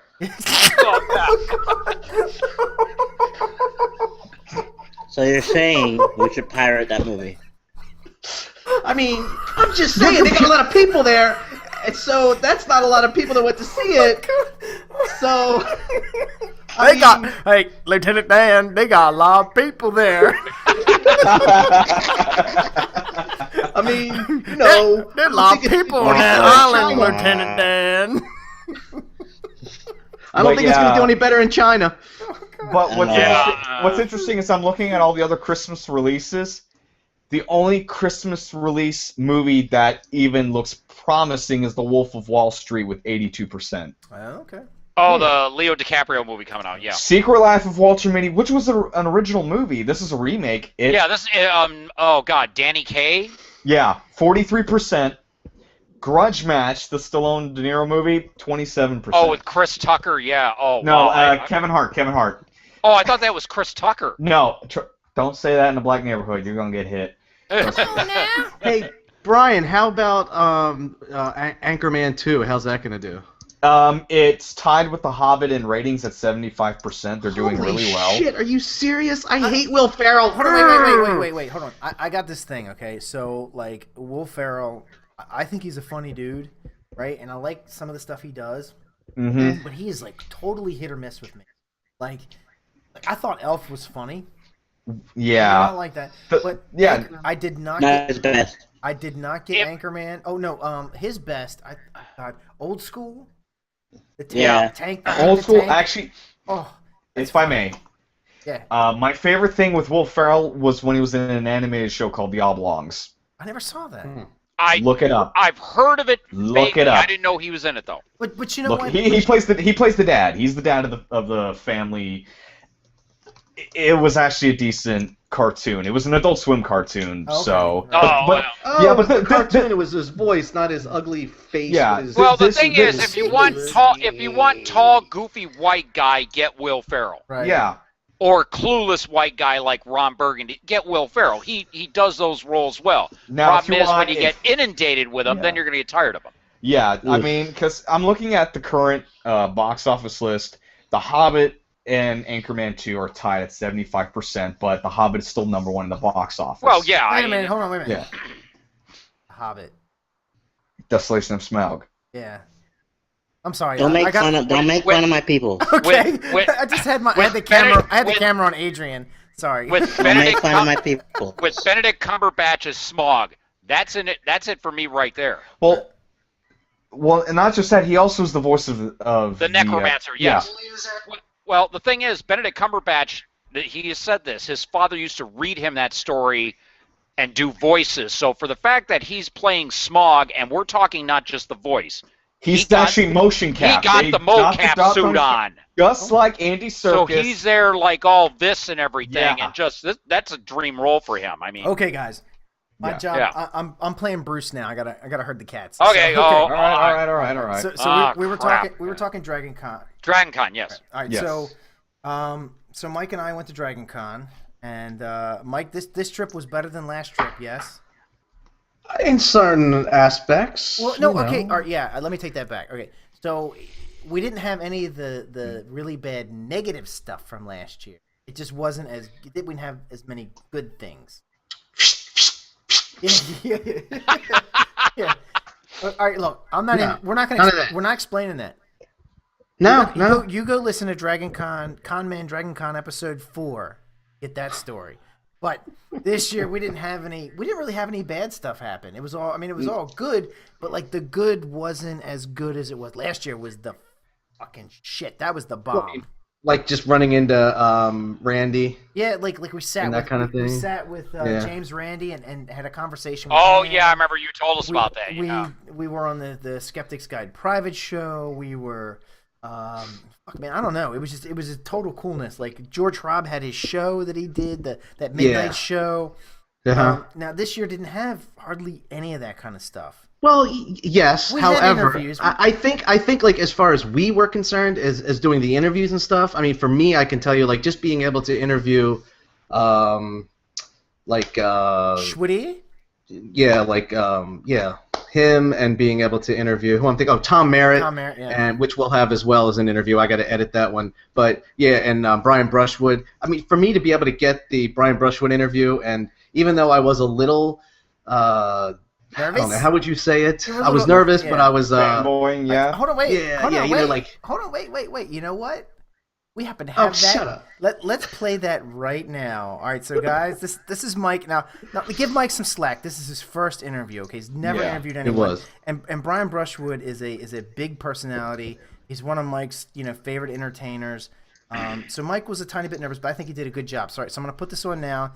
So it's the first time I'm running video on this. Hold on, let me see if I can get the scene a little bit more in the middle here. So everyone needs to have the App the open. Google Drive app, and he's going to run the video in the Google Drive app. Oh, okay, and it just came up the thing saying, yeah, use that, and when Yeah. I go to reach for it, it disappears.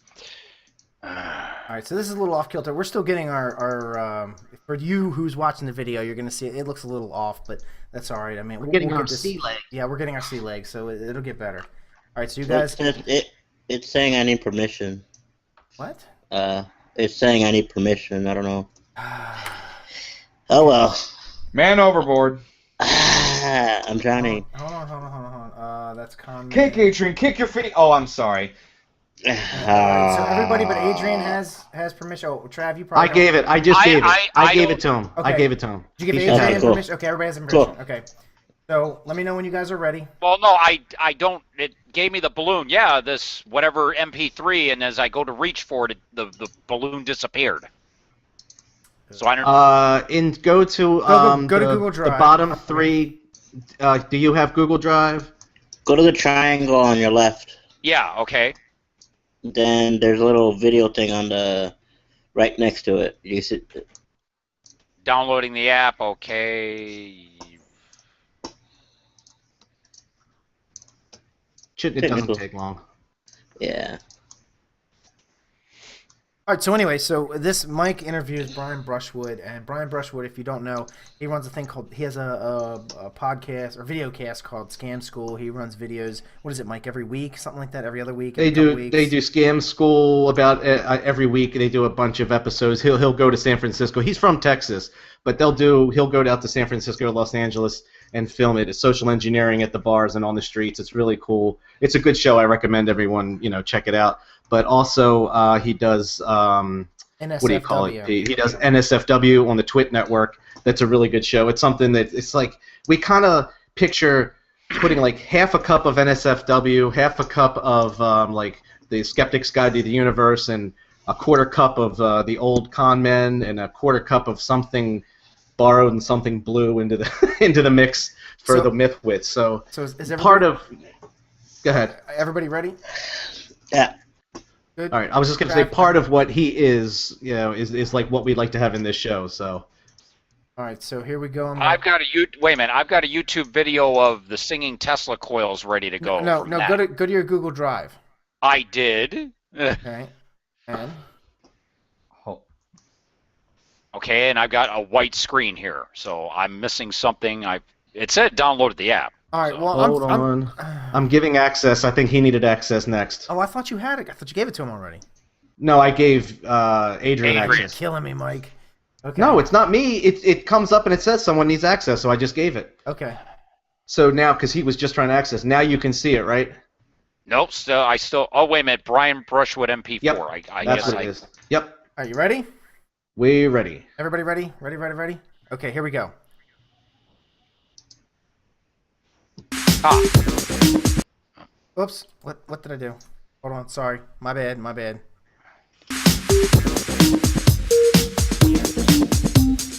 New splash screen to follow. Yeah. It's coming. Oh yeah, I see it. It's on. Okay. But it's still coming. So. Hey everybody, I'm Michael Cavis here with the Con Men Podcast. We're here at the Parsec Awards. We just finished up. I have here award-winning magician, podcaster, Brian Brushwood, my man from Scam School. Hey, what's I going love on, it, man.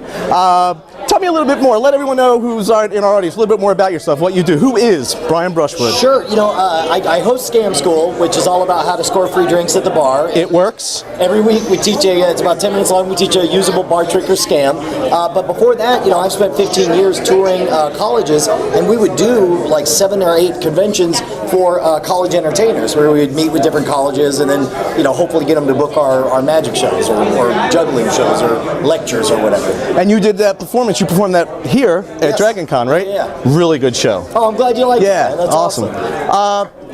Also, we're here, obviously, to talk to our audience and give them some pointers, little pieces of advice, things they're not going to read about what to do around the con. Yeah. Things about like where to eat, the what not to do's, the what to do's.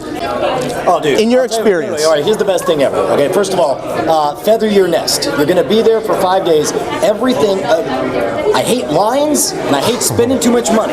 So do not show up without going to go to Walmart and just buy tons of snack foods. Realize some of it can be crappy foods, but you're going to want like protein from time to time. Get like beef jerky or whatever, and buy if you're a soda drinker, get all your sodas so you're not spending $2 a pop. Keep it in your backpack, right? If you're a booze drinker, bring 3 times as much booze as you think you'll need, because you're going to have friends, you're going to host parties, and then also like Sal's liquor. we walk around here at Dragon Con with these they're clearly labeled Dharma Initiative non-alcoholic beverages. I was wondering. We did this is because we wanted to be able to drink in public without anyone questioning us. So we bought just a ton of Natty Lights, wrapped them all up in these, and then what's great is because they're so cheap, you can just give them away to people. Here, you want one? Yes, I do. All right, here. I'll knock that over, and then we're going to hook you up with some of these. But the nice thing is, you will never regret. There's always something you could do with all the extra food and drink you get, but it's just be prepared, and then you don't get ripped off. Cheers, my friend.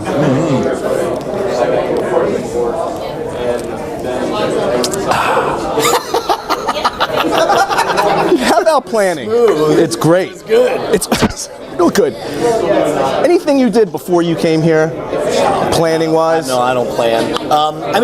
Part of it is, for something like this, where I'm expected to be, part of the entertainment or whatever. Mainly it's know when I'm going to be obligated, so I know when I'm going to be able to sleep, when I'm going to have to be on and off. It's easy to over-obligate yourself to a bunch of things. Yeah. If somebody wants you to be their thing, find out if they really only want you for 5 minutes, figure out if there's a way you could just be there for 5 minutes. So if someone comes up to you and says, Brian, will you please do an interview for a podcast? Something like that, you mean? Yeah, I get it. It's perfect because you did it right, because you didn't say make sure to report to such and such room where I've set up lights and all that stuff. You decided to have a very mobile rig, and you made it easy for me to give your time. Everybody who you're meeting at a convention wants to be able to say yes. Your job, whether you're a reporter, whether you're there to learn something, whether you're there to try to get a job, is to make it as easy as possible for other people in this crazy, chaotic environment to say yes. Right. Now, when Brian Brushwood is not on stage, which is very rare, what are you doing? Where are you going? Are you going to anything interesting? Did you find anything new? Watch a panel or? You know what? At this point, almost all of my panels are obligations to go see friends of mine, which I'm happy to do because I want to support them. True. But I think the only thing I did just for me was I went and saw Professor Elemental last night, which was fantastic. The guy totally crushed it. It was awesome. If anyone's interested in checking out Brian Brushwood, where can they reach you? How can they get a hold of where you are? You're on the Google? Yeah. Wow, you are big time. Wow. Just type in Brian Brushwood or Scams. I'm Michael Cavis from the Con Men Podcast.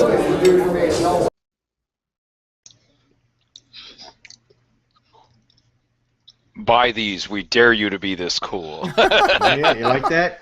Yeah. I got to tell you, I have gotten so many cool things from the Scam School stuff. There was a game I was thinking about playing while we're watching this roll up. It was a game I was thinking about playing, but I need a way that we can all roll dice and be able to all share and see screen share and see what the dice roll is. Is there a way we can do that? You think? Yeah, I got something. That we can run through Google Plus. Yeah. Okay. Which is why, I mean, like for people who are watching this video, if you're watching this video, it kind of looks reminiscent of Google Plus. We actually take Google Plus and then run it through another program, and we still got some learning curve. That's why, like in this main window, the video wasn't as like it wasn't like framed up on the screen the best way possible. But we're getting there. It's been a massive learning curve on all this stuff. So that's why this is the last comment episode. It's not the first MythWits episode. I hope to have all that worked out by then. So anyway, then we interviewed. We're gonna do one more interview. I think this one's a little shorter, isn't it, Mike? The Scott Sigler one. The Scott Sigler one, we're going to see the parts that I was able to edit so far. It's probably about halfway, and I think it pretty much stops. So I guess we'll just call this one kind of like a sneak peek at the full interview, which it even gets better because you and Scott have a rapport, and I'm hoping to get some of the graphics done that we need to get done for the poop meter and the pee meter. Okay. Which after that, let's just roll that beautiful bean footage. So should we go ahead and roll it? You think? Let's just do it while we're on. Oh, actually, hold on. Before we do that, did anyone have any questions or comments about that fetching interviewer? Actually, I've seen that guy somewhere, and he's like.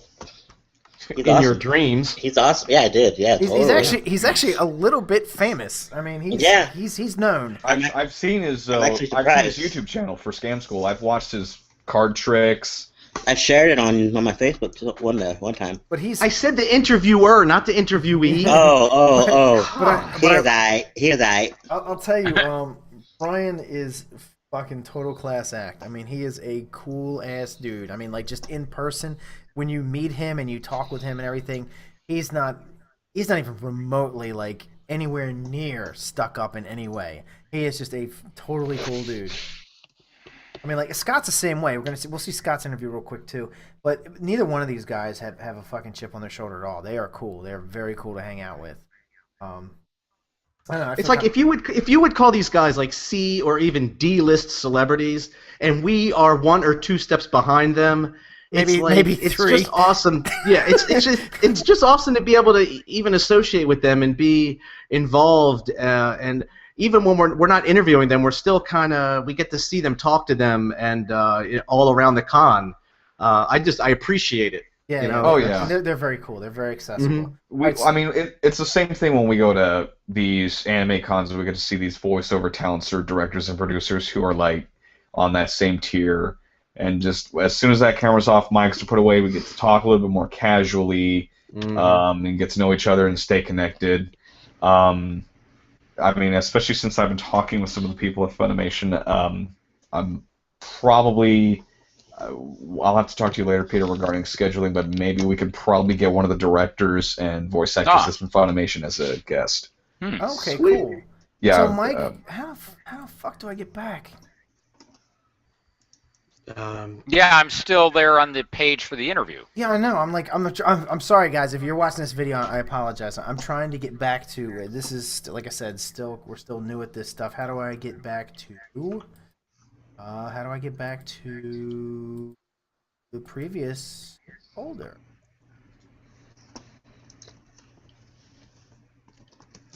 How do I get? Wow. I understand what you're trying to do. Let me see if I can help. Hold on. I think I found something. Your grandpa's showing. What?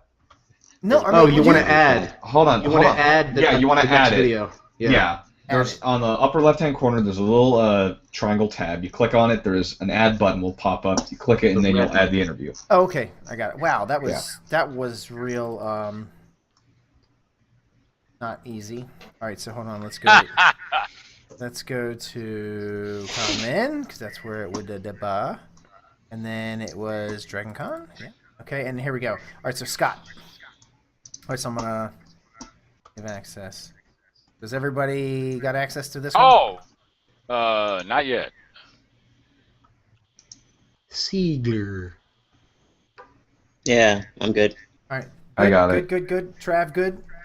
I go click back on Google Drive again and... Yeah. Yeah.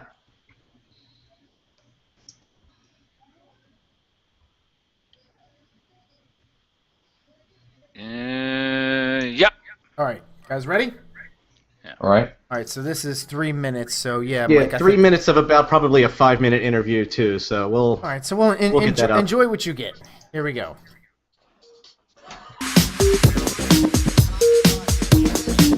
Nice intro, Speedy.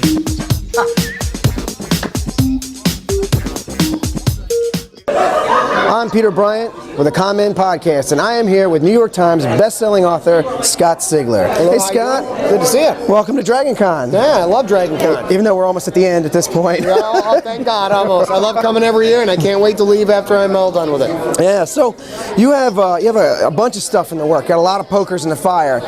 As I understand, as I remember, you have something called Pandemic on the way. Yep, Pandemic is the final book in the Infected trilogy, which is a horror trilogy, and that will be out from Random House Crown Books January 21st, 2014. Right. And that Infected kind of took the tale of the concept of the alien invasion. Right. And, you know, you always have the guys who are infected or possessed or whatever, and you don't really get their story because the president's trying to solve a problem. We looked at it from one guy in his apartment having no idea what's going on, no context, and the things that happened to him. We follow his arc, then it moved into the second book, which was Contagious, which was the president, everybody trying to react to this particular problem that's going on. And then in Pandemic, it goes global. We mess up a whole bunch of crap. It's So the really sweet. shit just hits the fan. Shit completely hits the fan worldwide, and I'm kind of going for a record body count in this one. Yeah. Okay. So you also have another series, a GFL series, and you're working on The Champion, as I understand, right now. That is a young adult, far future sci-fi coming-of-age series, and basically it's an American Pro Football League transplanted 700 years in the future. So you've got aliens playing different positions based on their physiology. So 1,500-pound linemen and receivers and defensive backs that can jump 20 feet into the air. Right. Humans are still at the skill positions like running back and quarterback because it's easier to communicate the story of a human. And we've got 4 of those books out: the Rookie, the Starter, the All-Pro, and the MVP. And the Champion will be the 5th book, and that will be out September of 2014. But that's what I'm working on right now. Right. And you had another book called Nocturnal, and I hear there's some interesting news going on with that, potential good stuff. Well, it has been optioned for a TV series by a gentleman named Lloyd Levin, who produced Hellboy, Hellboy 2, The Watchmen, Die Hard 2. But really, it's the first 2, Hellboy and Hellboy 2.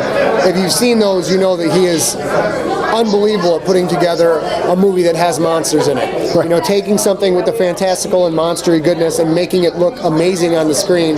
So Nocturnal is a police procedural set in San Francisco with a pretty heavy monster backdrop to it. So if anyone was to turn that into a series, that would be the guy. So we've written a big series Bible for that, and he's out pitching it in Hollywood right now.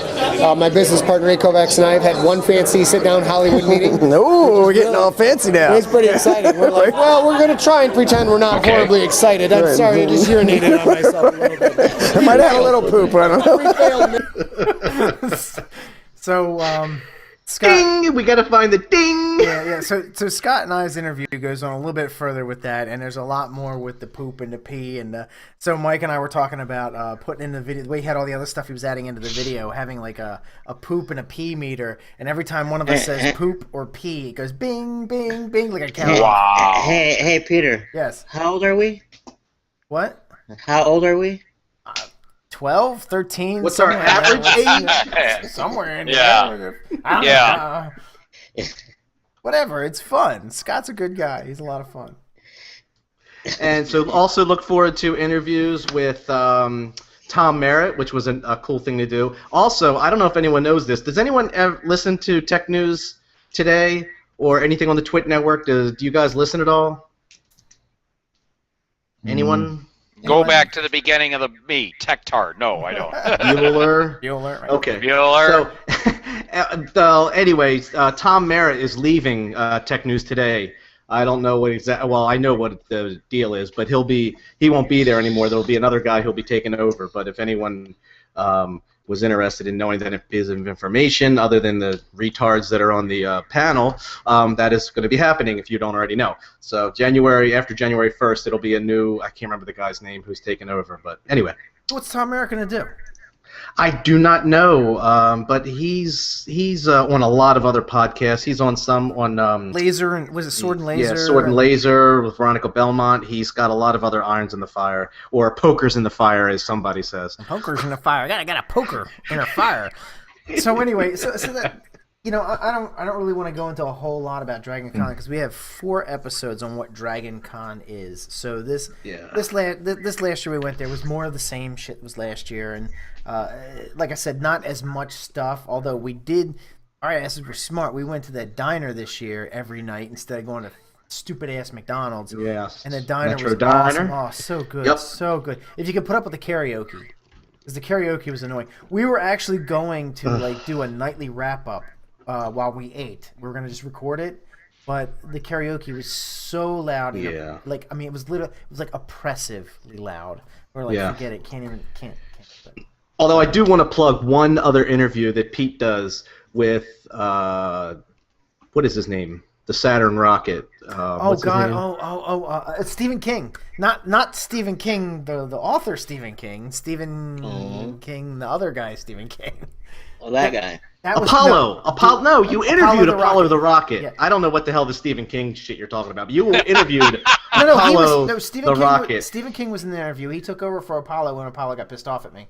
Well, that was whatever, but Apollo rocked. Dude, it was actually funny. It was actually, I mean, look, I'll be honest, okay? So, Stephen, if you're listening to this, I apologize, but I wasn't really super excited about this interview at first. Because I was kind of like, I didn't know what to do with it. I was kind of like, I guess it could be funny. I mean, I wanted to because I'm friendly with the people that we were doing this with, but I was just kind of like, I'm not really sure what to do with a robot, you know? Like, Get rocked.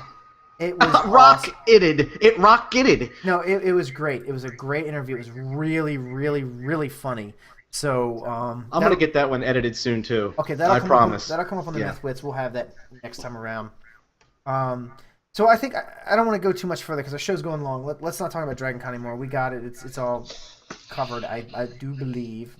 I think when we go next year, there's just going to be so much awesome stuff to do, and maybe we can do some maybe we'll do like nightly postings. We'll do some whether it's video and or just real raw, uncut kind of footage and stuff we can post up for everyone. Right. So anyway, that being said, go ahead. Let's wrap this show up. We got our last portion of the show, which is a game show that we always do. Normally, this is Mike that does this, but I'm going to run my thing tonight,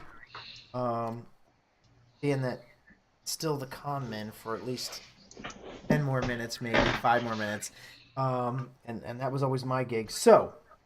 Oh, God, he pulls the glasses out. Well, Get off of my lawn, kids! Get off my lawn, you really bastards! Come on, in my day! We're going to play a little Cube of Death. Dun, dun, dun! Okay, this is a new one with me. Okay. Right, so it's awesome. You're going to love it. Cube of Death is a card... That's not a card game. It's a game I made. It uses cards, but it's not a card game. So it's a game I made. It's a trivia game. And under normal circumstances, we're not going to play this way tonight because we're not going to do a whole game. But under normal circumstances, you would form 2 teams, and it would be 2 parties, like 2 D&D parties. And you would get characters who have special abilities and all this stuff. And each team has hit points, and you do damage to the other team by answering questions right. So I would ask you a trivia question. If you get the trivia question right, you get to damage the other team. So it's basically playing on your nerd. How good of a nerd are you? And the better the nerd you are, the better you can kill the other team. The questions are all over the place, okay? So you want to build a team that has like a what do we call it? A gray beard or fat beard is what we call it. Or neckbeard. Neckbeard. The old D&D crew. Neckbeard. Yeah. Neckbeard. Yeah. But you also want at least one young person, like a 16-year-old person who watches a lot of anime because there's like Sailor Moon questions and even newer stuff. Adrian, how are you on Sailor Moon? Shit, fucking Sailor Moon's kind of old now, isn't it? Yeah. Okay, so anyway, I have to update the game a little bit. I have to throw some Attack on Titan maybe in there. And So anyway, what I'm gonna do is you guys are gonna have to we're gonna have to play honor system here. No internet, anybody. No looking these answers up. We're playing on the honor system. I'm gonna ask each of you 3 questions. I'm gonna riddle you these questions 3. What is your name? What is your quest? Right. So what I want you to do is I'm gonna ask you a question. I want you to each write down your answer. So if you need to get a piece of paper and a pencil, go ahead and do that right now while I'm finishing this up. Just a second. Okay, go ahead. So Paper. Yep. Then what I'm going to do is I'm going to see who gets the most number right, and then we'll have a sudden death if we have a tie of any kind. So, like I said, I'm going to ask 3 questions. The first one's going to be urban fantasy, the second one's going to be sci-fi, and the third one is going to be a fantasy question. And like I said, these are 3 questions that would be in the game. So you guys let me know when you're ready for the question. So it's going to be every man for himself, no teams. It's every man for yourself, no teams. Scatter! Yeah. All right, nice knowing you. Yep. All right. He's dead, Jim. Oh, let me go get my red shirt on. All right. I love that in Into Darkness. Chekhov, go put on a red shirt, and you just see his look like, oh crap. So this is all these are all geek pop trivia questions. So they should be in everybody's wheelhouse at least in some way or another. All right. Everybody ready? Yep. All right. So question Maybe. 1. What does Sunnydale High sit on top of? Don't speak it out. Just write it down.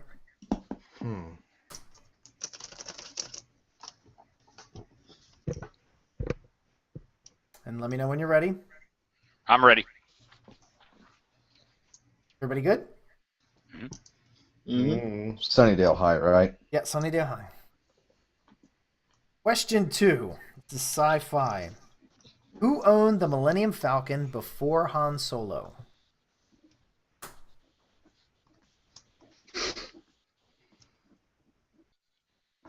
Okay, everybody ready? Yep. All right, so question 3. What is the third danger of the fire swamp that Wesley says he doesn't think exists?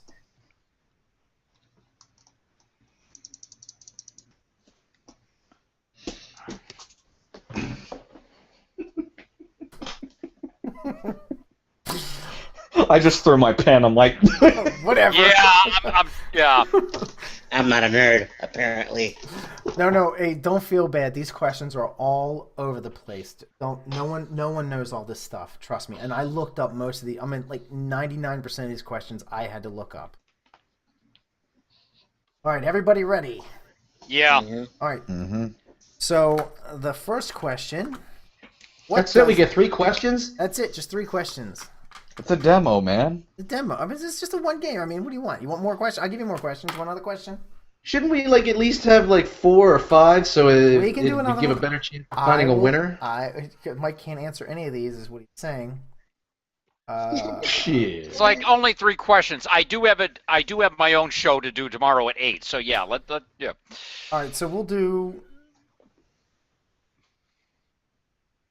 Do a what is that thing where you have to name 5 or 6 of something? No, we're not doing that. We're not doing that. No, because that could be the tiebreaker or whatever. We're You know not what I'm doing saying? that. We're not doing that.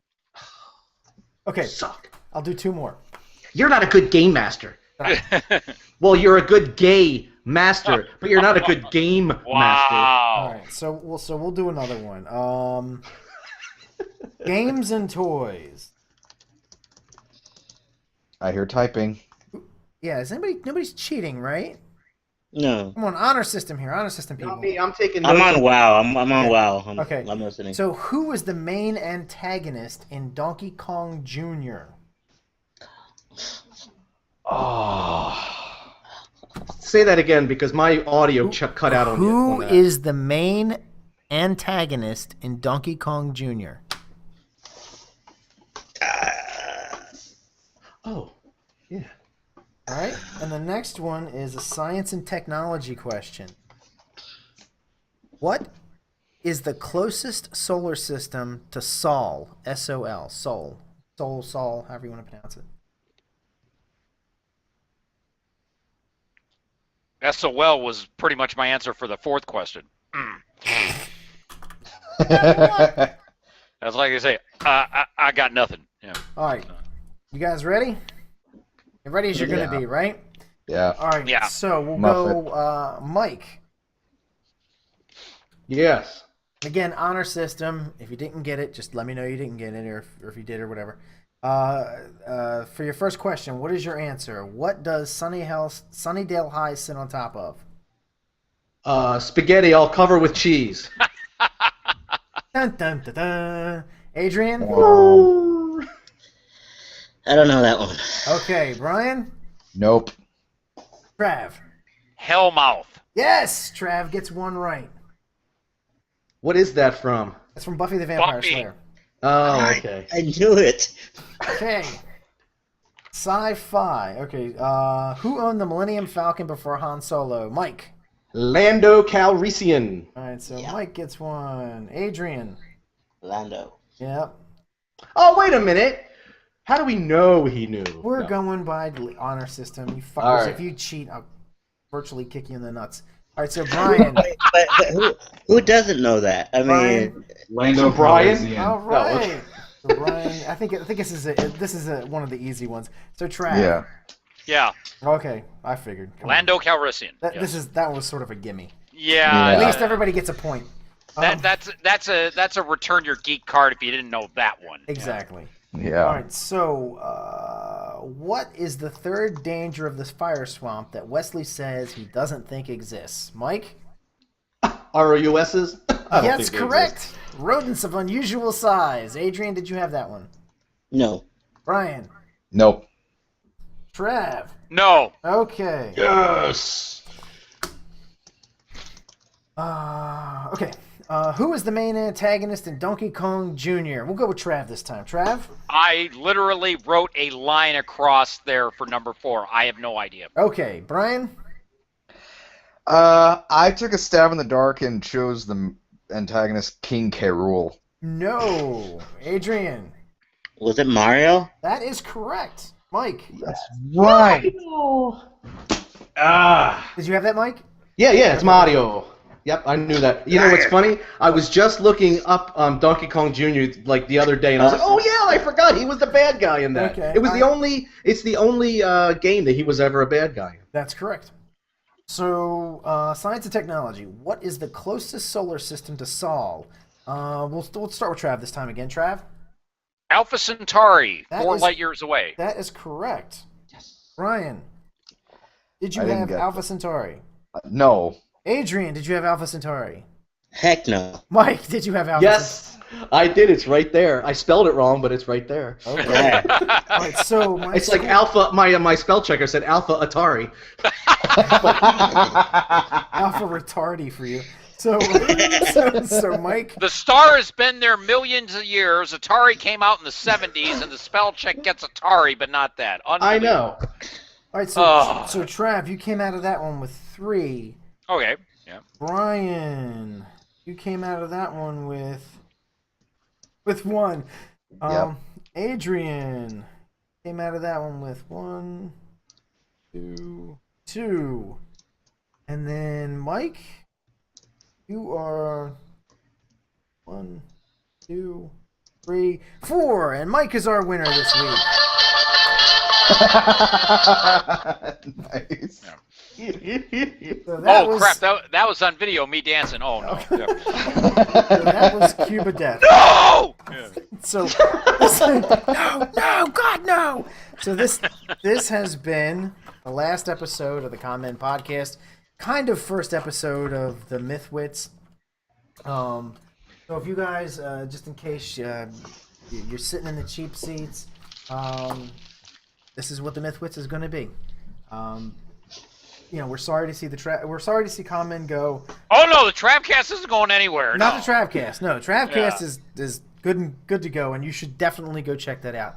But the Comment Podcast is toast after this in its current form. But as you can see, we cover cons. We're still going to do all that, all the interviews, everything. It's just This isn't even my final form. no. I think I think this is a more fun more interesting show. Like the Legend of the Phoenix. I kind of felt like Con Men was a little boring in some ways. I mean, we did some. All right, interesting I guess we salute again to the fallen soldier. Oh yeah, one more. Salute to the Con Men. We shall miss thee. Long live. Poor little Alfred, the old con man. Long live the MythWits. MythWits. And Trav will have our to have, our merry MythWits. and Trav will have you back on when we get into Okay. our full. When we get our shit together. Yeah. When we actually have like a show. I'm not holding my breath then. Yeah. Nah, come on, we got it. We're like one step away. I mean, this was the hugest learning curve. Figuring out how to do all this stuff has just been. Oh. And this whole Google Hangout thing. Once I learned where the apps are and how to, this is smooth. Yeah. Yeah. It's So not This is too my bad. first Hangout ever. So So not Trav, I want to do this with the TriTac podcast for like 4 episodes a year. This is what I was talking about. I'd set up a cool template like you saw, but one All right. for the TriTac, and then 4 times a year we would have a TriTac video that we could okay. All right. So when we talk to Bruce and all them, you got to say, "Hey, this is pretty badass. We got to do this." Yeah. All right. I'll advocate this. Yeah. No problem. All right, gentlemen. Well, and I use that term loosely. This has been Yeah, I was gonna say. this has been the Con Men podcast. I'm so glad that you guys have taken the time to listen to the episodes. If you haven't heard every episode, please go back and check out some of the other episodes that we've done, and then keep tuning in for the MythWits. We have a channel on Justin TV. It's going to be Justin TV /MythWits. Our first episode goes live January 6th. Hopefully, I'll have this out before that. We're not going to be editing. This is going to be raw live shit. So what you get is what you get. So that's it. And we're going to have a live chat. So when you're listening to the show, make sure you get into the chat room. We will interact with you as best we can. That's going to be Adrian's job. He's going to be watching the chat room because that is a If you make me laugh, I will give you a cookie. Maybe if I didn't eat it. If I didn't eat it yet. Oh no, trust me, I deal with a chat room on my show. It's a job in and of itself. I'm surprised I don't have one of the others on my show just deal with the chat room stuff. Yeah, no, exactly. That's what I'm saying. Oh man. Because if I had to do all this and Hey, that, is the job open? I'm up for it. The only problem is Trav hasn't figured out how to do his stuff remotely yet because, as you said before, he's a. Oh no, I've done shows from other places other than my apartment here. No, bring in people remotely. Bring in other people. Like Skype? No, it's Yeah. because that crappy laptop couldn't Skype while I was casting. I have not tried yet. Remember, I got the new laptop. Yeah, you need to figure that out so I can come on your show every once in a while. It'd be Okay. fun. All right. So I might have the Skype on tomorrow because anniversary show. I had people Skype in last year, so. Cool. Well, We'll see. I'll have to keep an eye out. All right. So anyway. Oh my. So anyway, does anybody have my. any last thing they would like to put in on this, or are we gonna wrap this baby up and call it a day? I would like to say I'm grateful that you let me in on the 2 that I did, the one that aired. I thank you for letting me be a part of that. Yeah, it was the World Steam Expo. Yeah, it was a 3-year con. It ended, and when I did the Confusion one, I had to add the in memoriam bumper, and I'm glad I got to be a part of this as I did. I only did a little bit, but still, thank you for letting me join in on this. Sure, no, it was awesome. Yeah. I would like to just ask Brian. You mentioned last week George Takei. He used to say to William Shatner. How did he say it? George Takei. What the hell is it? He wants. Okay, you want my Takei impression? Yes, that's yes, fine. yeah. Well, quick note, just to give a little info for some people here. So I found out a couple weeks ago, Trav, that George Takei is coming to my local comic shop January 3rd for a signing for 2 hours. I nearly crapped my pants when I read that little news. So it's interesting because I was talking to my boss because I want to be a voiceover actor. I want to do voiceover work. That's why I'm going into school for film, TV, radio. I'm learning and running all this shit. And, I started with high school. And then I remembered watching the roast of William Shatner. Oh, yeah. And George Takei came up on the mic. He did his thing. And then he looks at Bill and says, "Remember, Bill, it is Takei like to pay." That's right. It's been bugging me all week. I've been like, yes, it's something like decay. It's decay like toupee. And he just glares at Bill. And my only other request, Pete, is if you, no one else has to, but if you go to YouTube, I posted a video. I want to end the show with this video today. All right, so I'm at YouTube. Go ahead. Before we do the video, I'm sorry, I just have one quick thing to share, because have you guys ever seen a sign, those like fat restaurant signs where they have to put up the little letters, you know, the plastic letters to advertise a new product, like McDonald's and all that? I stole one of those letters once. But go ahead. So, so I was digging through my old PhotoBucket account, and I found something I took a picture of while I was on my way to work back in my hometown in Irving. Okay. Adrian, you remember the Brahms on Story and Northgate? The one really north of Irving, near Ryan's house? Oh, the one everybody goes to before going to my house, and they think that's the one that was the right one. So, okay, so here's the thing. Brahms was having a special on homogenized milk. All right, and they were going to advertise this. You know, it was $2.79 a gallon for homogenized milk. I'm about to screen share what I took a picture of. All right. I don't know what that means. Just.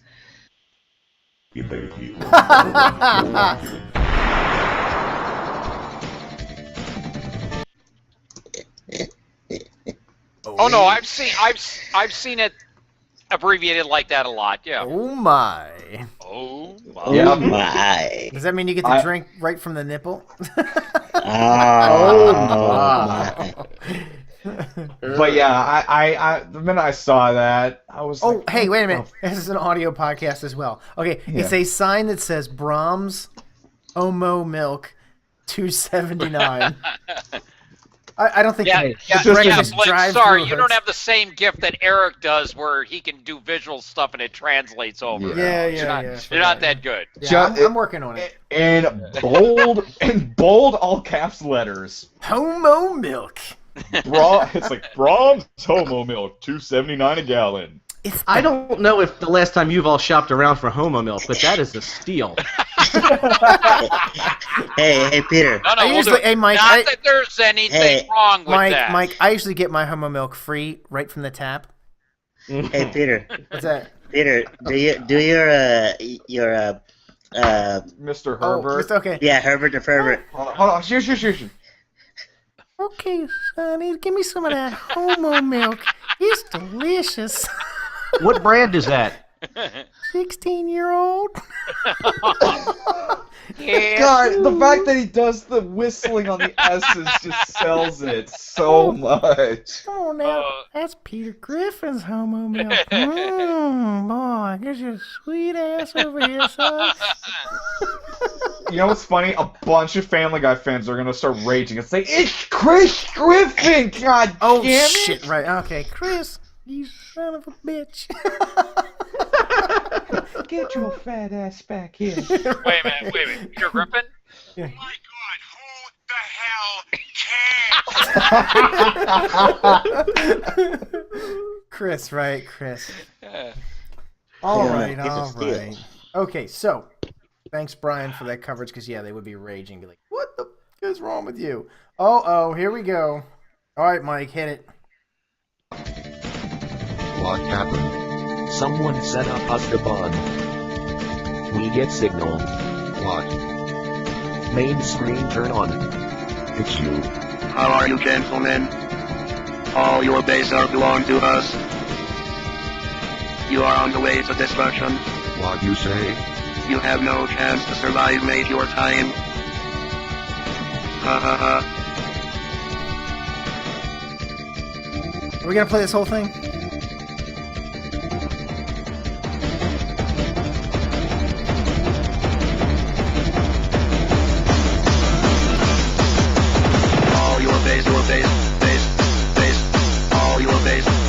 Yeah, I think we should him out and end it with this.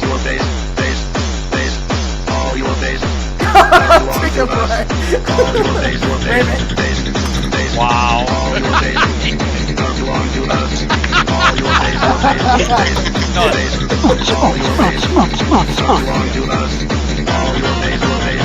No, it's funny, there's a Dementia remake of this by about 4 or 5 different artists. right. Enough of that silliness. Yeah. I'm telling you, that should be our outro. That is the MythWits outro. Dude, we can't. No, dog. Nah. I want veto authority. Line item veto, yeah. All right, Line enough. item veto. Enough of that. All right, everybody. Thank you for being fans of the Comment Podcast. We hope to see you on the MythWits. Check out studio187.com for any information about that, and go to Facebook, studio187.com to find out more on a more regular, up-to-date basis. That's where we update everything most regularly. Until that time, we will see you then.